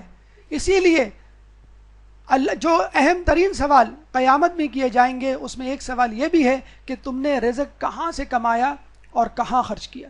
یہ نہیں ہوگا کتنا کمایا، 20,000 کی جاب دی، 50,000 کی جاب دی، جس کے لیے ہم زیادہ فکر مند رہتے ہیں اس دنیا میں کہ ہمیں اتنا کمانا چاہیے، ایسی گاڑی ہونی چاہیے، ایسے علاقے میں رہنا چاہیے، ایسا بنگلہ ہونا چاہیے، اتنا انکم ہمارا، اتنا ان پٹ ہونا چاہیے، اتنی انکم، اتنا ان پٹ ہونا چاہیے۔ اللہ یہ کہتا ہے کہ نہیں، یہ ضروری نہیں ہے، ضروری یہ ہے کہ تم کہاں سے کما رہے ہو، حلال سے یا حرام سے، اور کہاں خرچ کر رہے ہو۔ تو اللہ تعالیٰ متقیوں سے اعمال قبول کرتا ہے۔ اور اگر آپ کو اس بات میں حیرت ہے تو ایک اور روایت حاضر ہے جس حدیث میں ہے، شیخ مفید اپنی کتاب شہید ثانی اپنی کتاب منیت المرید میں لکھتے ہیں کہ بسا اوقات اللہ تعالیٰ اپنے دین کی خدمت فاسق و فاجر کے ذریعے بھی کر دیتا ہے۔ جو مسجد مدارس بنتے ہیں یا یتیم خانوں میں جو پیسہ خرچ ہوتا ہے، اگر کوئی ڈاکو اسمگلر خرچ کر رہا ہے تو اس کا مطلب یہ ہوا کہ اللہ تعالیٰ نے ایک فاسق و فاجر کے ذریعے دین کی خدمت کروا دی، لیکن اس کو اس کا کوئی ثواب نہیں ملے گا۔ اور یہی چیز آج کل کی جدید دنیا میں منی لانڈرنگ کہلاتی ہے۔ منی لانڈرنگ کا مطلب ہے کہ آپ کا سورس آف انکم کیا ہے، آپ نے جو بنگلہ یا گاڑی لی ہے اس کے لیے جو پیسے دیے ہیں وہ پیسے آپ کے پاس کہاں سے آئے، اسی کو منی لانڈرنگ کہتے ہیں۔ جب دنیا میں منی لانڈرنگ کی اتنی سخت سزا، تو پھر خود اللہ کے ہاں اس حرام رزق کی سزا کیوں نہ ہو۔ آپ کہیں گے سر ہمیں تقویٰ تو سمجھ میں آ گیا اور کسی حد تک لقوہ بھی سمجھ میں آ گیا، یہ بتلائیے بھوک و پیاس کا تقوی سے کیا تعلق؟ کیا آدمی بھوک و پیاس کے بغیر تقویٰ حاصل نہیں کر سکتا؟ تو چلیے ہم یہاں سے شروع کرتے ہیں کہ شکم سحری اور عقل و فہم اکٹھی نہیں ہوتی۔ ہمیشہ یاد رکھیے، جو شخص بہت زیادہ کھاتا پیتا، دیکھیں یہاں پہ یہ بات نہیں کی جا رہی کہ جو حرام کھاتا ہے یعنی حرام خوری اور عقل و فہم اکٹھے نہیں ہو سکتے، نہیں، حلال رزق کی بات ہو رہی ہے جو آپ اپنے ہاتھوں سے کماتے ہیں۔ لیکن اگر حلال رزق بھی پیٹ بھر کے کھایا جائے، اپنی ضرورت سے زیادہ کھایا جائے، تو فہم و فراست رخصت ہو جاتی ہے۔ ایک اور حدیث، گناہوں کا بہترین معاون شکم سحری ہے۔ ایک اور ایک 11 ہوتے ہیں، چلو بھائی میں شاپنگ پہ چل رہی ہوں، تم بھی چلو گی میرے ساتھ، ذرا 2 افراد ہوں گے، ذرا چوائس میں آسانی ہوگی، وقت بھی آسانی سے گزر جائے گا۔ اسٹوڈنٹس کا مائنڈ اسٹڈی کرتے ہیں، چلو بھائی تم میرے ساتھ اسٹڈی کرو، تو ساتھ میں مباحثہ کریں گے، مزہ آئے گا، وقت بڑا اچھا گزر جاتا ہے۔ سفر پہ جا رہے ہیں بھائی، چلو تم بھی ہمارے ساتھ چلو۔ اگر ایک کے ساتھ دوسرا مل جائے تو 2 نہیں ہوتے، وہ 1 اور 1 11 ہو جاتے۔ تو آپ کو کسی معاون کی ضرورت نہیں ہے انسان کی صورت میں، شیطان کی صورت میں، آپ پیٹ بھر کے کھائیے۔ یہ جو ہم کہتے ہیں نا کہ شیطان تو موجود نہیں ہے، ہم پھر بھی گناہ کر رہے ہیں، تو بس سمجھ لیجئے شیطان تو موجود نہیں ہے، لیکن شیطان کا دوست تو موجود ہے۔ شیطان کا دوست کیا ہے؟ پیٹ بھر کر کھانا۔ افطار میں اتنا پیٹ بھریں گے کہ پتہ نہیں ہمیں سحری میں اٹھنے کا وقت ملے نہ ملے، اور سحری میں اتنا پیٹ بھریں گے کہ پتہ نہیں افطار نصیب ہو نہ ہو، اور پتہ نہیں افطار سے پہلے ہی ہم کہیں شہید نہ ہو جائیں، بے ہوش نہ ہو جائیں۔ تو یہ بھی دیکھا جائے تو یہ بھی ایک طرح کی شکم سحری ہے۔ ٹھیک ہے، روزے رمضان کے ابتدائی ایام گزر چکے، اور آپ کا وہم جو ہے اب اس کا بھوت بھی اتر جانا چاہیے کہ بہت زیادہ کھانے سے روزہ آسانی سے نہیں گزرتا، بلکہ کم کھانے سے روزہ آسانی سے، اور جسے کہتے ہیں کہ پھرتی سے گزرتا ہے۔ تو اگر کسی کو کوئی معاون نہ ملے شیطان کی صورت میں، دوست کی صورت میں، برے دوست کی صورت میں، تو بس وہ زیادہ کھا لے، کافی ہے، اس کو ایک فرینڈ مل جائے گا۔ A friend in need is a friend indeed۔ آپ نے مدرسے کی طرف جب رخ کیا ہوگا تو یہ حدیث ضرور سنی ہوگی کہ جب اللہ تعالیٰ کسی بندے کی خیر چاہتا ہے تو اس کو علم دین دے دیتا ہے۔ اب آپ دیکھیے اللہ تعالیٰ جب کسی کی اصلاح چاہتا ہے تو کیا دیتا ہے؟ خدا بند عالم کو جب اپنے کسی بندے کی اصلاح مطلوب ہوتی ہے تو اسے کم بولنے، کم کھانے اور کم سونے کا الہام فرماتا ہے۔ دیکھیں اس حدیث میں کہاں لکھا ہے کہ جب اللہ کو کسی کی اصلاح مطلوب ہوتی ہے تو اس کو مسجد کا راستہ دکھلاتا ہے، اس کو مدرسے میں داخلے کی توفیق دیتا ہے، اسے قرآن پڑھنے کی جسے کہتے ہیں استطاعت دیتا ہے، اسے جو ہے درس و تدریس سے ملحق کر دیتا ہے۔ کہیں بھی کسی بھی جگہ کسی چیز کے پڑھنے سننے یا کسی نفل کو ادا کرنے، کسی ذکر کو ادا کرنے کا ذکر نہیں ہے یہاں پہ۔ کس کا ذکر ہے؟ کم بولنے کا، کم کھانے کا اور کم سونے کا۔ رمضان میں کم کھانے کا، یہ تو ہم نہیں کہیں گے کہ رمضان میں ہم کم کھاتے ہیں، ہم جو کھاتے ہیں وہ ہم جانتے ہیں اور اللہ جانتا ہے۔ رمضان میں جو ہدف ہے وہ کم کھانا ہے، رمضان میں جو ہدف ہے وہ کم سونا ہے۔ اور یہ فطری بات ہے کہ جب انسان کم کھاتا ہے اور کم سوتا ہے تو اس کی گفتگو بھی کم ہو جاتی ہے۔ کیوں؟ اس کا ایمان جو بڑھ جاتا ہے۔ جب ایمان کم ہوتا ہے تو نعرہ بلند ہوتا ہے۔ مولا علی کا قول آپ نے سنا ہوگا۔ وہ الگ بات ہے کہ ہم کو اتنا شدید روزہ لگ رہا ہوتا ہے کہ ہمارے چہرے پہ ہر وقت 12 بج رہے ہوتے ہیں اور کچھ بولنے کا بھی جی نہیں چاہتا، اور لوگوں کو بے اختیار کہنا پڑتا ہے کہ کیا آج تم نے 2 روزے رکھے ہوئے؟ ایک روزے پہ تو ایسا منہ نہیں بنتا، تو یا تم جو ہے ذرا گیپ لے لو، ایک دن چھوڑ کے روزہ رکھ لو، بعد میں پورے کر لیں، وغیرہ وغیرہ۔ لیکن یہ حقیقت ہے کہ انسان پر جب عرفانیات کے دروازے کھلتے ہیں، رحمتوں کے دروازے کھلتے ہیں اور حجابات ہٹتے ہیں، اللہ تعالیٰ سے قرب الہی پیدا ہوتا ہے، قرب پیدا ہوتا ہے، تو انسان جو ہے وہ اپنی گفتگو جو ہے وہ کم کر دیتا ہے، اور یہیں سے اس کی تقوی کا آغاز ہوتا ہے۔ ایک اور خوشخبری سن لیجئے، جو کم کھائے گا اس کا حساب تھوڑا ہوگا۔ ہمارے یہاں سڑکوں پہ جو بل بورڈز پہ بینرز لگے ہوتے ہیں اس پہ الٹا ہوتا ہے، بہت بڑا سا برگر دکھایا جاتا ہے، اتنا بڑا کہ جو بل بورڈ سے باہر جا رہا ہوتا ہے، اور لوگ نیچے بھی کھڑے ہو جاتے ہیں، شاید اس میں سے کچھ میونیز گرے تو ہم ٹیسٹ کر کے دیکھیں پھر جا کے کھائیں گے۔ اور جب آپ اس ریسٹورنٹ کا رخ کرتے ہیں تو پتہ چلتا ہے کہ اتنا چھوٹا برگر، بھائی آپ نے بل بورڈ پہ تو اتنا بڑا برگر دکھایا تھا، تو ریسٹورنٹ والے کہتے ہیں بھائی وہ بل بورڈ ہے، آپ کا میدا اگر بل بورڈ جیسا ہو جائے تو ہم اتنا بڑا برگر بھی لا دیں گے آپ کو۔ اب ان کو نہیں معلوم کہ یقیناً ہے، معنوی طور پہ تو ہے ہمارا، آپ 10 برگر لا دیجئے ہم کھا لیں گے۔ کتنی بڑی خوشخبری ہے، جو کم کھائے گا اس کا حساب تھوڑا ہوگا۔ کوئی اچنبے کی، کوئی حیرت کی بات نہیں۔ کیا آپ نے نہیں سنا سلیمان علیہ السلام پیغمبروں میں سب سے آخر میں جنت میں جائیں گے؟ کیوں؟ اللہ تعالیٰ کی نعمتوں سے سب سے زیادہ استفادہ کرنے والے پیغمبر ہیں۔ دنیا نہیں، ہواؤں پہ، ہواؤں نہیں، دریاؤں پہ، دریا نہیں، جانوروں پرندوں پہ حکومت تھی، جنات پہ حکومت تھی۔ کس پہ حکومت نہیں تھی؟ ہر چیز کا کسی نعمت سے انہوں نے تجاوز نہیں کیا، صحیح استعمال کیا۔ اس کے باوجود حساب تو دینا پڑے گا، پائی پائی کا حساب دینا پڑے گا۔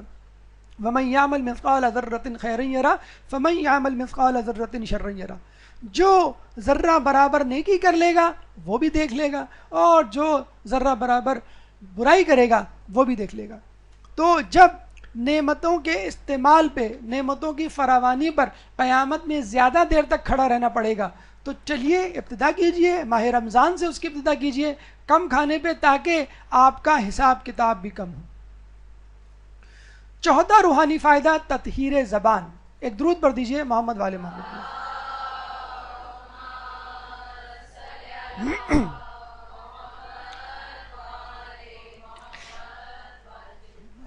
ایک مسئلہ جو پہلے تو بہت زیادہ مشہور نہیں تھا، اب بہت زیادہ مشہور ہو چکا ہے، کہ کھانے پینے کے علاوہ اب یہ جملہ اکثر بولا جاتا ہے، خدا اور اس کے رسول کی نسبت جھوٹ بولنا، اور احتیاط واجب کے طور پہ آئمہ طہار اور بی بی سیدہ سلام اللہ علیہ سے کوئی جھوٹی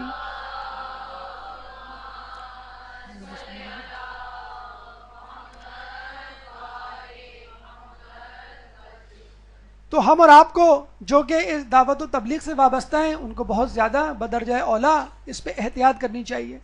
دیکھیں یہ تطہیر زبان فقط آپ کو غیبت اور جھوٹ اور دیگر گناہوں سے بچانے کے لیے نہیں ہے، بلکہ جو آج کل ایس ایم ایس بے دھڑک ہوتے ہیں ٹھنڈی سڑک پر، کہ جہاں آپ کھڑے ہیں، جہاں آپ کو ایس ایم ایس آیا، چاہے سڑک پہ کھڑے ہوں یا کسی موڑ پہ کھڑے ہوں یا ہوٹل میں بیٹھے ہوں، سکون سے پڑھے بغیر آپ اس کو فارورڈ کر دیتے کہ یہ کس نے بھیجا ہے اور اس میں کیا لکھا ہے، صحیح بھی ہے یا نہیں ہے، آپ بھی اس کے جھوٹ میں شامل ہو جاتے ہیں۔ تو روزے کا ایک مقصد یہ بھی ہے، سورہ حجرات کی آیت نمبر 6 کہ آپ نے نہیں پڑھی، یا ایھا الذین آمنوا ان جاءکم فاسق، کہ اے ایمان والو اگر تمہارے پاس کوئی فاسق آئے بے نبائن کوئی خبر لے کے فتبینوا ان تصیبوا تو تحقیق کر لو، یہ نہ ہو ان تصیبوا قوما بجہالۃ فتصبحوا کہ تم کسی قوم پہ چڑھ دوڑو علی ما فعلتم نادمین اور پھر تمہیں اپنے کیے پر ندامت ہو۔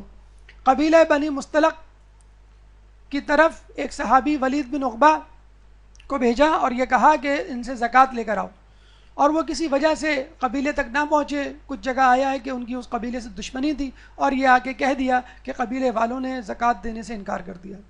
رسول اللہ نے آمادگی جنگ کا اظہار کیا، لوگوں سے کہا جنگ کی تیاری کرو، اور فوراً اس وقت یہ آیت نازل ہوئی۔ رسول اللہ نے تحقیق کروائی اور پتہ چلا کہ یہ جھوٹ تھا۔ ہمارا میڈیا جو اس وقت عراق میں ہونے والی جنگ کو سنی شیعہ کی جنگ قرار دے رہا ہے، B B C website کے خلاف باقاعدہ مظاہرہ ہوا ہے انگلینڈ میں، جو ایک بہت معتبر خبر رساں ایجنسی سمجھا جاتا ہے کہ جس کی خبروں میں بہت زیادہ اعتماد کیا جاتا ہے، وہ مسلمانوں کے ایک کافر گروہ کو یہ کہہ رہا ہے کہ یہ سنی شیعہ کا جھگڑا ہے۔ تو اسی طرح ہمارا میڈیا اس طرح کی اور باتیں کہ جس میں کسی بھی قسم کا سچ شامل نہیں ہوتا بلکہ اس کے اندر فتنہ ہی فتنہ ہوتا ہے۔ ہمارے ہاں ٹی وی پر جو سحری اور افطار میں جو اس وقت پروگرامات آ رہے ہیں، اس میں جس طرح کا جھوٹ بولا جاتا ہے، مسائل کو تروڑ مروڑ کے پیش کیا جاتا ہے، اس کے بارے میں ساتھ سامنے بڑا اچھا جملہ کہا کہ یہ ڈائٹ اسلام ہے جو آپ کو پیش کیا جا رہا ہے، یہ جو ہے ڈائٹ روزہ ہے جس کی طرف آپ کو رغبت دی جا رہی ہے۔ جو کوک اور کولڈ ڈرنک اور جسے کہتے ہیں کہ میٹھی چیزیں کھانے کے شوقین ہیں، ان کے آگے اگر ڈائٹ کولڈ ڈرنک یا ڈائٹ پاپے یا ڈائٹ جو ہے وہ مٹھائی یا ڈائٹ کیک رکھ دیا جائے، آپ دیکھ لیجئے کہ کس طرح کا ان کا منہ بنتا ہے۔ تو یہ وہی اسلام ہے کہ جس میں اصل روح نکال دی گئی ہے، جیسے سویٹ ڈش میں سے آپ چینی نکال دیں، اس کی آپ نے اصل روح نکال دی۔ تو ان پروگرامات میں بھی اصل چیز کو، اصل روح کو نکال دیا گیا ہے۔ میوزک، مکس گیدرنگ اور ہلا گلا، لہو و لعب، دین کو ایک پھکڑ پن سے تشبیہ اور تعبیر دینا، اپنے خود ساختہ فتوے علماء کے سامنے پیش کرنا اور عوام کو ان کے مسائل کا حل بتانا، یہ تمام 2 نمبر کا اسلام ہے۔ خدا را اپنے آپ کو، اپنے بچوں کو، اپنے گھر والوں کو، اپنے مردوں کو، اپنے آس پاس کے لوگوں کو اس 2 نمبر کے اسلام سے، اس ڈائٹ اسلام سے محفوظ رکھیے، کیونکہ جب امام زمانہ کا ظہور ہوگا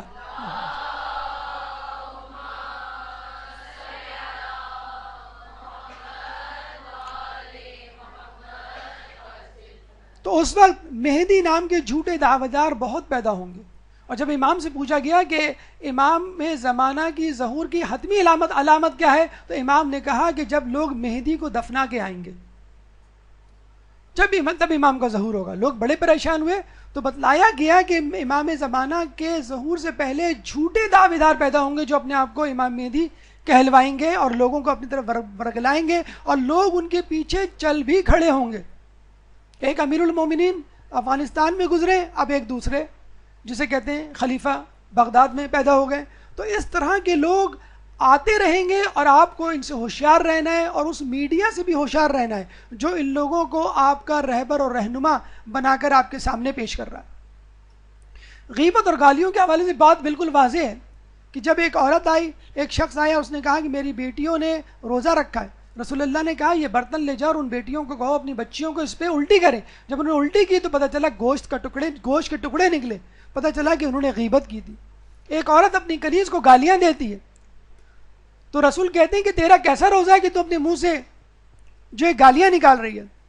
تو اگر آپ اپنے غم و غصے کا اظہار کر رہے ہیں، اگر آپ کسی کو جھڑک رہے ہیں، اپنے منہ سے گالیاں نکال رہے ہیں اور غیبت کر رہے ہیں، تو آپ کا روزہ نہ رکھنا ہی بہتر ہے۔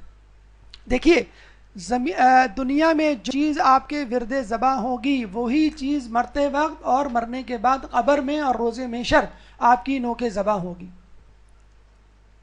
شیخ حسن علی اصفہانی اپنے طلباء کو قبرستان، یہ وادی السلام کا قبرستان ہے، قبرستان لے کے جاتے ہیں اور کہتے ہیں کہ اس قبر سے کان لگا کے سنو کیا آواز آ رہی ہے۔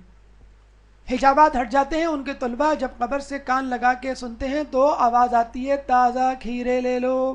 ہمارے جو سبزی والے آواز لگاتے، اس کا مطلب یہ نہیں کہ تمام سبزی والے خدا نخواستہ قبر میں یہی آوازیں لگائیں گے. نہیں, کہنے کا مقصد یہ ہے کہ جو چیز دن بھر آپ کے ذہن میں سوار ہو, چاہے وہ تاجر ہو, دکاندار ہو, کمپنی میں کام کرنے جاب کرنے والا شخص ہو, جو چیز صبح شام 2x4 یا 1-2 کا 4, جو چیز آپ کے ذہن پہ سوار رہے گی, بس وہی چیز قبر میں بھی روز محشر میں بھی آپ کے نوک زباں ہوگی. شیخ حسن علی اصفہانی کہتے ہیں اب اس قبر کی طرف جاؤ اور اس قبر سے کان لگا کے سنو. ایک دوسری قبر کی طرف اشارہ کیا. جب ان کے طلباء نے دوسری قبر کی طرف کان لگا کے سنا تو آواز آ رہی تھی لا الہ الا اللہ, لا الہ الا اللہ. تو جو شخص عمر بھر لا الہ الا اللہ کا ورد کرتا رہا ہوگا, جس کے ہاتھ میں تسبیح رہی ہوگی, جس کے نوک زباں پر استغفار رہی ہوگی, کلمہ شہادت رہا ہوگا, درود رہا ہوگا, تو وہی باتیں, وہی اذکار اس کو قیامت میں اور قبر میں بھی اس کے ساتھ ہوں گی اور اس کے کام آئیں گی.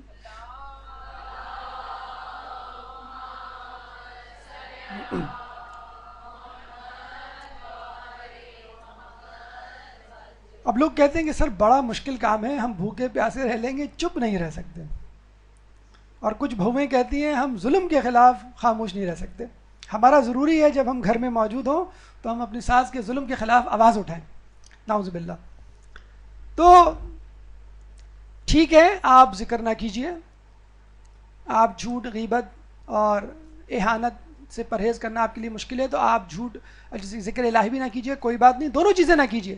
آپ ایک بیچ کی چیز کر لیجئے جو بہت آسان ہے, خاموش رہنا, زبان کو لگام دینا. یہ لفظ آپ نے بہت سنا ہوگا اپنی امی سے بھی, اور اگر آپ شادی شدہ ہیں تو اپنی ساس سے, کہ زبان کو لگام دو. بعض اوقات یہ جملہ شوہر بھی استعمال کر لیتے ہیں وقت ضرورت. تو آپ واقعی زبان کو لگام دے لیجئے, کیونکہ رسول کہہ رہے ہیں شوہر کے یا والد کے یا والدہ کے کہنے پہ آپ کریں گے تو وہ مصلحت کہلائے گی, وہ اس میں ثواب نہیں ہے اتنا. خاموشی پہلی عبادت ہے, رسول کی حدیث ہے. کتنی عجیب عبادت ہے, کچھ بھی نہیں کرنا.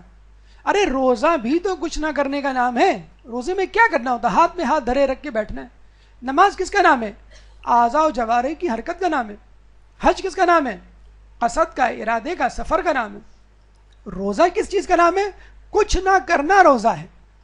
بھوک و پیاس میں, بلکہ جو کچھ کر رہے تھے اب تک اس کو بھی متروک کرنا, اس کو بھی ترک کرنا, یہ ہے روزہ. خاموشی پہلی عبادت ہے. اور ایک اور بڑی عجیب حدیث رسول ہے کہ پہلی امتوں کے لوگ 10 سال تک خاموشی کی تعلیم حاصل کرتے تھے, اور اگر وہ اس میں کامیاب نہ ہوتے تو کہہ دیتے کہ ہم عبادت کے بھی قابل نہیں. دیکھیں, ذکر الہی اسی زبان پہ جاری ہو سکتا ہے جو خاموشی کی لذت سے آشنا ہو. پھر وہی بات, برتن کے نجاست والی بات, کہ آپ گالیاں, غیبتیں اور جھوٹ بولیں گے, اس زبان کو آلودہ کریں گے, پھر اسی زبان پہ ذکر الہی جاری رکھیں گے تو کیا مزہ آئے گا؟ پہلے مغلظات, جھوٹ, غیبت اپنی زبان سے علیحدہ کیجئے, زبان کو آرام دیجئے, ریسٹ دیجئے خاموشی کی صورت میں, اور اس کے بعد ذکر الہی شروع کیجئے. انشاءاللہ زبان کے ساتھ ساتھ آپ کے تمام اعضاء جوارح زبان کے ساتھ حرکت کریں گے. اگر آپ کہیں گے لا الہ الا اللہ, اللہ ایک ہے, تو اعضاء جوارح خود بخود مصلی کی طرف جائیں گے, ارے میں نماز پڑھ کے گواہی دیتا ہوں کہ اللہ ایک ہے. تو پہلے خاموشی اختیار کیجئے اور اس کے بعد عبادت سیکھیے. ہماری ایک دفعہ ملاقات ہوئی ایک صاحب سے جو یوگا انسٹرکٹر تھے, اور انہیں سنگاپور پتہ نہیں کہاں سے یوگا کی تعلیم حاصل کی تھی, اور انہوں نے کہا تھا کہ میں ابھی جو ہوں فلاں کانفرنس سے آ رہی ہوں, اور وہاں پہ دنیا بھر کے یوگی حضرات وہاں جمع ہیں. اب تو پاکستان چینلز پہ بھی یوگا کے پروگرامات آنے لگے ہیں. تو ہم نے ان سے پوچھا کہ آپ, اچھا انہوں نے کہا کہ یوگا صرف ایکسرسائز کا نام نہیں ہے, یہ ایک خود سازی, شخصیت کو نکھارنے کا نام ہے, اپنی پرسنالٹی کو پالش کرنے کا نام ہے. اور ہم جیسے بدھو لوگ جنہوں نے قرآن کی آیات ہی پڑھ رکھی ہوں, لعلکم تتقون, روزہ رکھو اور متقی بن جاؤ, ان الصلاۃ تنہی عن الفحشاء والمنکر, کہ نماز بے شک فحاشی اور برائیوں سے روکتی ہے. ہم نے تو یہ سب کچھ پڑھا ہوا تھا, ہمیں کیا معلوم کہ یوگا سے بھی تقوی یا خود سازی یا شخصیت کو نکھارا سکتا. ہم نے پوچھا کیسے؟ کہنے لگے ہمیں یوگا میں جو سب سے پہلے تعلیم دی جاتی ہے وہ یہ کہ 3 دن تک آپ کو خاموش رہنا ہے. دیکھیے یوگی حضرات یا جوگی حضرات جو بھی کہہ لیجئے, وہ اپنی شخصیت کو نکھار رہے ہیں، اپنے اندر ایک نیا انسان پیدا کر رہے ہیں. کس طرح؟ خاموشی سے ابتدا کر کے. ارے یہی خاموشی تو ہمیں دی گئی ہے کہ پہلے خاموش رہو، تمہیں عبادت کرنا خود بخود آ جائے گی. اور ہم ماشاءاللہ جہاں خاموش رہنا واجب ہے وہاں بھی خاموش نہیں رہتے. کوئی فتویٰ پوچھ لے آپ فوراً دھڑلے سے، یہ ہم نے ٹی وی اینکر سے سنا ہے. کوئی کالر مسئلہ پوچھے گا، عالم سے پوچھنے سے پہلے اینکر اپنا مسئلہ بتا دے گا کہ یہ مسئلہ ہے. حتیٰ کہ ایک دفعہ تو نیل پالش کا مسئلہ بھی اینکر صاحب نے بتلا دیا کہ کوئی مسئلہ نہیں، آپ وضو کر سکتی ہیں، نیل پالش اگر لگی ہو کوئی فرق نہیں پڑتا. اسی وقت عالم نے روکا، یہ آپ کیا بتلا رہے ہیں؟ اب اتنے بھی جاہل نہیں ہیں لوگ، ٹھیک ہے جاہل ہیں، بیوقوف بن سکتے ہیں، اتنے بھی بیوقوف نہیں ہیں. فتویٰ دینے سے ایسے بھاگو جیسے شیر سے بھاگتے ہو. ہم شیر کو شیر ہی نہیں سمجھتے، ایک کاغذی شیر سمجھتے ہیں. اور جہاں بولنا جسے کہتے ہیں حرام ہوتا ہے، چپ رہنا واجب ہوتا ہے، وہاں پہ بھی صبر نہیں کرتے. اور کچھ نہ کچھ سیاست، طب، میڈیکل اور مذہب، یہ تین ایسے موضوع ہیں جس پر ہمارے یہاں ہر شخص نے پی ایچ ڈی کیا ہوا ہے. مذہب کے بارے میں گفتگو کر لیں، صحت کے بارے میں گفتگو کر لیں، اور سیاست کے بارے میں ہر شخص کو سب کچھ پتہ ہے. شیخ مرزا انصاری سے سبق سیکھیے کہ جب انہوں نے رسالہ عملیہ نکالا، اپنی توضیح نکالی، مرجع عالم بنے، دنیا بھر کے شیعہ آپ کے مرجعیت کے اندر آئے، دائرے کار میں داخل ہوئے، تو انہوں نے اپنے رسالہ عملیہ پہ کی پیشانی پر پہلے صفحے پہ کیا جملہ لکھا؟ ان لوگوں کے لیے، اس شخص کے لیے جو مرنے کے ڈر سے حرام کھانے پر مجبور ہو. یعنی اگر آپ کو کچھ بھی نہیں مل رہا اور آپ حرام کھانے پہ مجبور ہیں تو بس اس طرح میری یہ کتاب ہے. اگر آپ کو کوئی عالم نہیں مل رہا اور سمجھ میں نہیں آ رہا میں کس پہ عمل کروں تو مجبوراً میرے فتوے پہ عمل کر لیجئے گا. یہ آخری حربہ جو ہے وہ اپنے سامنے رکھیے گا، پہلا حل نہیں. اتنا بڑے مرجع. پانچواں روحانی فائدہ، امتحان اخلاص. ایک درود پڑھ دیں محمد والے محمد. اللہم صلی علی محمد.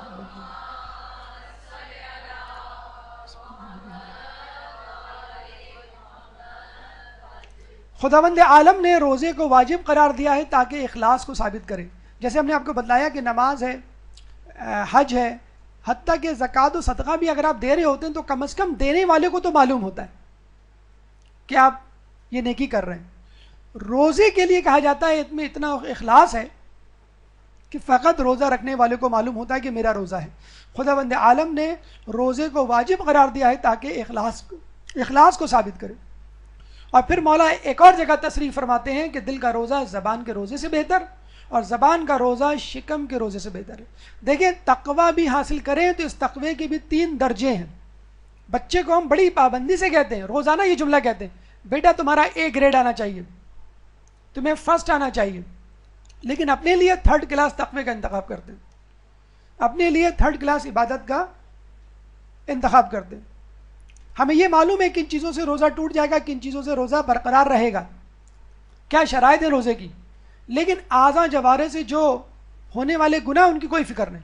مولانا صاحب غیبت کر سکتے ہیں روزے میں، روزہ تو نہیں ٹوٹے گا. ہاں روزہ تو نہیں ٹوٹے گا. جھوٹ بول سکتے ہیں، روزہ تو نہیں ٹوٹے گا. ہاں روزہ تو نہیں روزہ تو بہرحال رہے گا، جو 8 یا 9 چیزیں ان سے ٹوٹے گا. اس کے علاوہ ہاں وہ اجر و ثواب نہیں. تو مومن اس اجر و ثواب کو بھی کیوں ہاتھ سے جانے دیتا ہے؟ کیا فائدہ ہے ایسے روزے سے؟ کیا فائدہ ہے ایسی نمازوں کو جو لپیٹ کر آپ کے منہ پر ماری جائیں؟ کیا نماز کے لیے نہیں کہا گیا فویل للمصلین الذین هم عن صلاتهم؟ وائے ہو ان نمازیوں کے لیے جو اپنی نمازوں میں الکساتے ہوئے جاتے ہیں. فجر کی نماز میں کیا ہمارا الکسانہ اسی طرح کا نہیں جس طرح کہ اس سورہ میں، اس آیت مبارکہ میں؟ تو کیا ہمارے روزے بھی نماز کی طرح سستی کاہلی کا شکار نہیں کہ ہمیں کچھ نہیں کرنا کیونکہ ہمارا روزہ ہے؟ کھانے پینے سے رکنا، پیٹ کو غذا سے بچانا، یہ 3rd ڈگری کا سب سے لووسٹ لیول کا روزہ ہے. اعضاء جوارح کو گناہوں سے بچانا، آنکھوں کو بدنظری سے بچانا، زبان کو جھوٹ اور غیبت سے بچانا، کانوں کو موسیقی سے بچانا، ہاتھوں کو کسی کو اذیت دینے سے بچانا، ان تمام چیزوں سے بھی آپ کو بچانا. اور سب سے بہتر تو یہ ہے کہ گناہوں کا خیال تک دل میں نہ آئے. اگر روزہ نہ ہوتا میرا تو میں بتاتی آپ کو فلاں خاتون کے بارے میں کیا ان کے لچھن ہیں. اگر میرا روزہ نہ ہوتا تو میں آپ کو بتاتا فلاں صاحب جو ہے کس کس کرپشن میں مبتلا ہے. اگر میرا روزہ نہ ہوتا تو یہ ٹی وی پہ جو پروگرام آ رہا ہے جس کو دیکھ کے میں بند کر رہا ہوں، میں ضرور دیکھتا. چلو 2 بجے ریکارڈنگ آتی ہے اور 2 بجے رات کو روزہ نہیں ہوتا. تو یہ ہمارے ذہن میں جو آتا ہے کہ اگر روزہ نہ ہوتا، جیسے کچھ مرد حضرات کہتے ہیں کہ ہم داڑھی نہ رکھتے تو فلاں نعوذ باللہ ایکٹر سے مل رہے ہوتے، ہماری شباہت ویسی ہوتی. اس طرح خواتین بھی کہتی میں حجاب نہ کرتی تو فلاں کی طرح لگتی. تو یہ جو خواب خیال جو آپ کے ذہن میں ہے، اس کو بھی جسے کہتے ہیں اس خناس کو بھی ذہن سے نکالنا ہے کہ گناہوں کی لذت. ایک شخص سجدے میں پڑا ہوا دعا مانگ رہا ہے، اے اللہ مجھے بخش دے، زار و قطار رو رہا ہے. موسیٰ علیہ السلام وہاں سے گزرے، ان کو بڑا دکھ ہوا اور کہا اے اللہ اس کو معاف کر دے. دوبارہ شام کو اس طرف واپس آئے تو وہ شخص دوبارہ اسی طرح گویا کہ اس نے اب تک سجدے سے سر نہیں اٹھایا، کہہ رہا ہے کہ اللہ مجھے معاف کر دے. موسیٰ علیہ السلام نے روتے ہوئے کہا اے اللہ تو اس کو معاف کیوں نہیں کر دیتا، یہ صبح سے سجدے میں گریہ ازاری کر رہا ہے. خدا فرماتا ہے کہ اگر یہ شخص قیامت تک اپنی ناک رگڑتا رہے تو میں اس کو معاف نہیں کروں گا. موسیٰ علیہ السلام کانپ گئے، پریشان ہو گئے، اس نے کون سا ایسا گناہ کیا ہے. تو اللہ فرماتا ہے ایسا گناہ نہیں کیا جس کو میں معاف نہ کروں، اس نے اب تک اس گناہ کی لذت کو اپنے دل میں رکھا ہوا ہے. اب تو میں نے گانا سننا چھوڑ دیا لیکن مجھے فلاں گلوکار پسند تھی، فلاں گلوکارہ پسند تھی، نعوذ باللہ. یہ کیا ہے؟ گناہوں کی لذت. پرانی فلموں، پرانوں ڈراموں اور پرانے گناہوں کو ڈسکس کرنا اور ایک آہ بھر کے رہ جانا، ارے ہم کن چکر مدرسے میں آ گئے، ہم تو یہ کرتے تھے وہ کرتے تھے وغیرہ وغیرہ. گناہوں کو یاد کر کے ان کی لذت کو محسوس کرنا یہ بھی گناہ ہے، اس پہ بھی توبہ نہیں ہوگی، اسی لیے انسان توبہ سے دور رہ جاتا ہے. ریا کاری جو کہ روزے میں تقریباً ناممکن ہے، اس کے لیے کہا جاتا ہے کہ ایسا چھپا ہوا گناہ ہے کہ انسان کی عمر گزر جاتی پتہ نہیں چلتا. سمعان نامی ایک عیسائی پادری کسی زمانے میں گزرا ہے جو ایک گرجا گھر میں رہتا تھا اور وہ گرجا گھر دور افتاد علاقے میں تھا. ایک بزرگ کا وہاں سے گزر ہوا، اس پادری سے ملے اور کہنے لگے تم اس دور افتاد گرجا گھر میں کتنے عرصے سے رہ رہے ہو؟ اس نے کہا میں 40 سال سے یا کئی سال سے رہ رہا ہوں. تو اس نے کہا تمہارے کھانے پینے کا بندوبست کون کرتا ہے؟ کہنا میں سال میں 1 مرتبہ کھانا کھاتا ہوں. اچھا یہ بات بڑی اچھمے والی ہے لیکن اس سے ملتی جلتی باتیں ہمیں تاریخ میں ملتی ہیں. موسیٰ علیہ السلام نے 40 دن تک کچھ کھایا پیا نہیں. حضرت الیاس علیہ السلام کے بارے میں کہا جاتا ہے وہ غیبت میں خضر علیہ السلام کی طرح اور سال میں 1 مرتبہ کھاتے ہیں. اور ایک دفعہ ان کے کھانے میں رسول اللہ غزوہ جب وہ طائف کی طرف گئے تھے ان کے کھانے میں شریک ہوئے، یہ بھی واقعہ ہمیں کتابوں میں ملتا ہے. بہرحال اللہ تعالیٰ کرامات جو ہے وہ ایسے لوگوں کو بھی دے سکتا ہے کہ جو ان کا تعلق دین سے نہ ہو لیکن اپنی نفس کی مخالفت کی بنیاد پر. جب وہ شخص آیا اور اس نے کہا مولا علی سے میں ہر چیز جانتا ہوں، مولا علی نے اپنے ہاتھ میں کنکر لیے تو اس نے بتا دیا کنکر ہیں. مولا نے پوچھا کیسے بتلایا؟ کہنے لگے میں ہر بات میں اپنی نفس کی مخالفت کرتا ہوں. تو ایسا ممکن ہے؟ ڈیوڈ کاپر فیلڈ امریکہ کا جادوگر ہے اور وہ انسانوں کو 2 ٹکڑے کرتا ہے، ایک کا دھڑ دوسرے کی ٹانگ پہ، ایک کی ٹانگ دوسرے کے دھڑ پہ لگا دیتا ہے اور وہ چلتے ہیں. ٹی وی پہ انٹرنیٹ پہ یہ ویڈیو کلپس موجود ہیں. تو ہو سکتا ہے کسی شیطان کے ذریعے، ہو سکتا ہے کسی اسماء اعظم کے ذریعے ان کو. وہ یہودی بھی، وہ عیسائی بھی ہمیں ملتا ہے جو پیغمبر کی ہڈی کو لے کے بارش کی دعا کرتا تھا اور بارش ہو جاتی تھی. بہرحال سب کچھ ممکن ہے لیکن ایسے لوگوں کا آخرت میں کوئی مقام اور کوئی جزا، کوئی مرتبہ نہیں اور ان کو خدا رضا الہی سے نہیں نوازے گا. سامان کہتا ہے کہ میں سال میں 1 مرتبہ کھاتا ہوں. بزرگ نے پوچھا تجھے بھوک نہیں لگتی، تیرا جی نہیں چاہتا، تجھے وحشت نہیں ہوتی لوگوں میں اٹھنے بیٹھنے کا؟ کہنے لگا ہوتی ہے وحشت، کھانے کا جی چاہتا ہے لیکن سال میں 1 مرتبہ جب میرے چاہنے والے ہار پھول لے کر آتے ہیں، میری عزت افزائی کرتے ہیں، وہ دن یاد کر کے میں دوبارہ اس ریاضت اور عبادت میں مشغول ہو جاتا ہوں. اپنے نفس کو خوش کرنے کی خاطر پورے سال روزہ رکھنا، عبادت اور ریاضت میں گزارنا، معتکف ہونا، ایک جگہ بیٹھ جانا، خلوت میں پوری زندگی گزار دینا، فقط و فقط اپنے نفس کو خوش کرنے کے لیے، فقط و فقط ان لوگوں کو دکھانے کے لیے جو سال میں 1 مرتبہ کسی شخص کے پاس آئے. یہ ہے وہ ریاکاری کہ جس سے آدمی پوری زندگی گزر جاتا ہے، اس کو پتہ نہیں چلتا. لیکن اس میں دل چھوٹا کرنے کی بات نہیں، اللہ تعالیٰ نے اس کے لیے رستے بھی رکھے. بنی اسرائیل کا ایک عابد جو سالوں سے اللہ کی عبادت کیا کرتا تھا، ایک دفعہ اس نے اللہ سے پوچھا اے اللہ مجھے بتلا کیا میری عبادتیں قبول ہو گئیں؟ اگر قبول ہو گئیں تو میں اور زیادہ اشتیاق سے عبادت کروں گا اور اگر قبول نہ ہوئی تو تلافی کروں گا. پتہ چلا اللہ کی طرف سے جواب آیا، ہاتف غیبی سے ندا آئی، اے عابد تیرا تو کوئی عمل قبول نہیں کیا ہم نے. او ہو، بجھ سا رہ گیا، دل ٹوٹ گیا اس کا. کہنے لگا، یا اللہ کیوں ایسا کیوں کر ہوا؟ کہنے لگے، تو نے جو بھی نیکی کی، جو بھی عبادت کی، لوگوں کو بتلانے کے لیے کی. جس طرح ہم بات کرتے کرتے نماز شب کا تذکرہ کر جاتے ہیں، کیا ہوا خیریت، طبیعت ٹھیک نہیں، ہاں وہ نیند نہیں اصل میں پوری نہیں ہوئی آج، وہ اصل میں چلیں چھوڑیں کوئی بات نہیں. نہیں بتلاؤ تو صحیح، وہ اصل میں آج نماز شب کے لیے اٹھے تھے اور پوری 11 پڑھ ڈالی ماشاءاللہ سے. تو اوہ، بعض اوقات آدمی نماز شب پڑھتا ہے پوری زندگی ایک مرتبہ بتانے کے لیے، ایک مرتبہ بتانے کے لیے. مستحب روزے، چلے رمضان المبارک کے روزے تو سمجھ، مستحب روزے رکھتے ہیں تو شکل سے نظر آ جاتا ہے، بڑے جسے کہتے ہیں 70 سال کے بوڑھے کی طرح اٹھتے ہیں، 70 سال کے بوڑھے کی طرح جھکتے ہیں، اور آہستہ آہستہ چھوٹے چھوٹے قدم لے کے اپنے کمرے میں. کیا ہو گیا، خیریت تو ہے، بیمار ہو نہیں، وہ اصل میں چھوڑیں کوئی مسئلہ نہیں ہے، آپ اپنا کام کیا کہہ رہی تھی آپ؟ ارے بیٹا بتا، ارے اصل میں وہ روزہ رکھا ہے میں نے، بن سحری کا رکھ لیا اور بھی ذرا مسئلہ. تو دیکھیں روزہ جمع مردی کا نام ہے. ابھی تذکرہ آگے آئے گا کہ جنگیں ہو جاتی تھی، فتح مکہ ہو گئے، بہت سارے غزوات ہو گئے، اور روزے بھی جسے کہتے ہیں ساتھ. تو اللہ تعالیٰ سے جب اس نے پوچھا، اللہ تو ہی کوئی تلافی بتا، تو اللہ نے فرمایا، سبحان اللہ والحمد للہ ولا الہ الا اللہ واللہ اکبر ولا حول ولا قوت الا باللہ. یہ ذکر ورد زبان جاری رکھو. اگر آپ کو ریاکاری کا خوف ہو، اگر آپ کو خوف ہو کہ اللہ تعالیٰ میری عبادتوں کو، میری ریاضتوں کو قبول نہیں کرے گا، تو آپ اس ورد کو نو کے زبان پہ رکھیے. ہماری گفتگو کا چھٹا مرحلہ صبر و استقامت. ایک درود پڑھ دیجئے محمد والے محمد.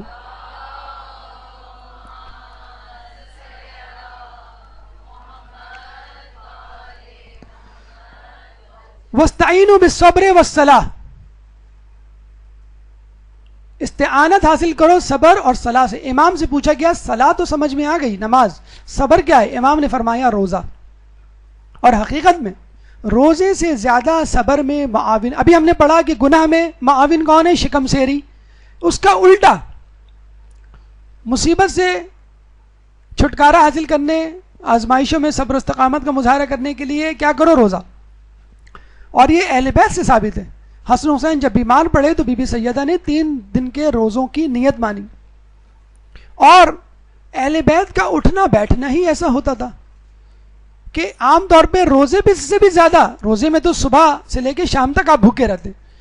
غزوہ خندق میں بی بی سیدہ رسول اللہ کے لیے کچھ روٹیاں لے کر آئیں اور کہنے لگیں کہ میں نے حسن حسین کے لیے روٹی بنائی تھی، سوچا آپ کو بھی شریک کر لوں. یہ بالکل ایسا ہے کہ آپ اپنے پڑوس میں پیزا بنا کے بھیجیں، ہم نے بڑے دنوں بعد پیزا بنایا تھا، سوچا آپ کو بھی بھیج دیں. اس کا مطلب ہے کہ اہل بیت کے خاندان میں روٹی بھی کبھی کبھی پکتی ہوگی. اور دیکھ لیجئے رسول اللہ کیا فرما رہے ہیں، اے فاطمہ 3 دن بعد یہ پہلی روٹی ہے جو مجھے نصیب ہوئی ہے.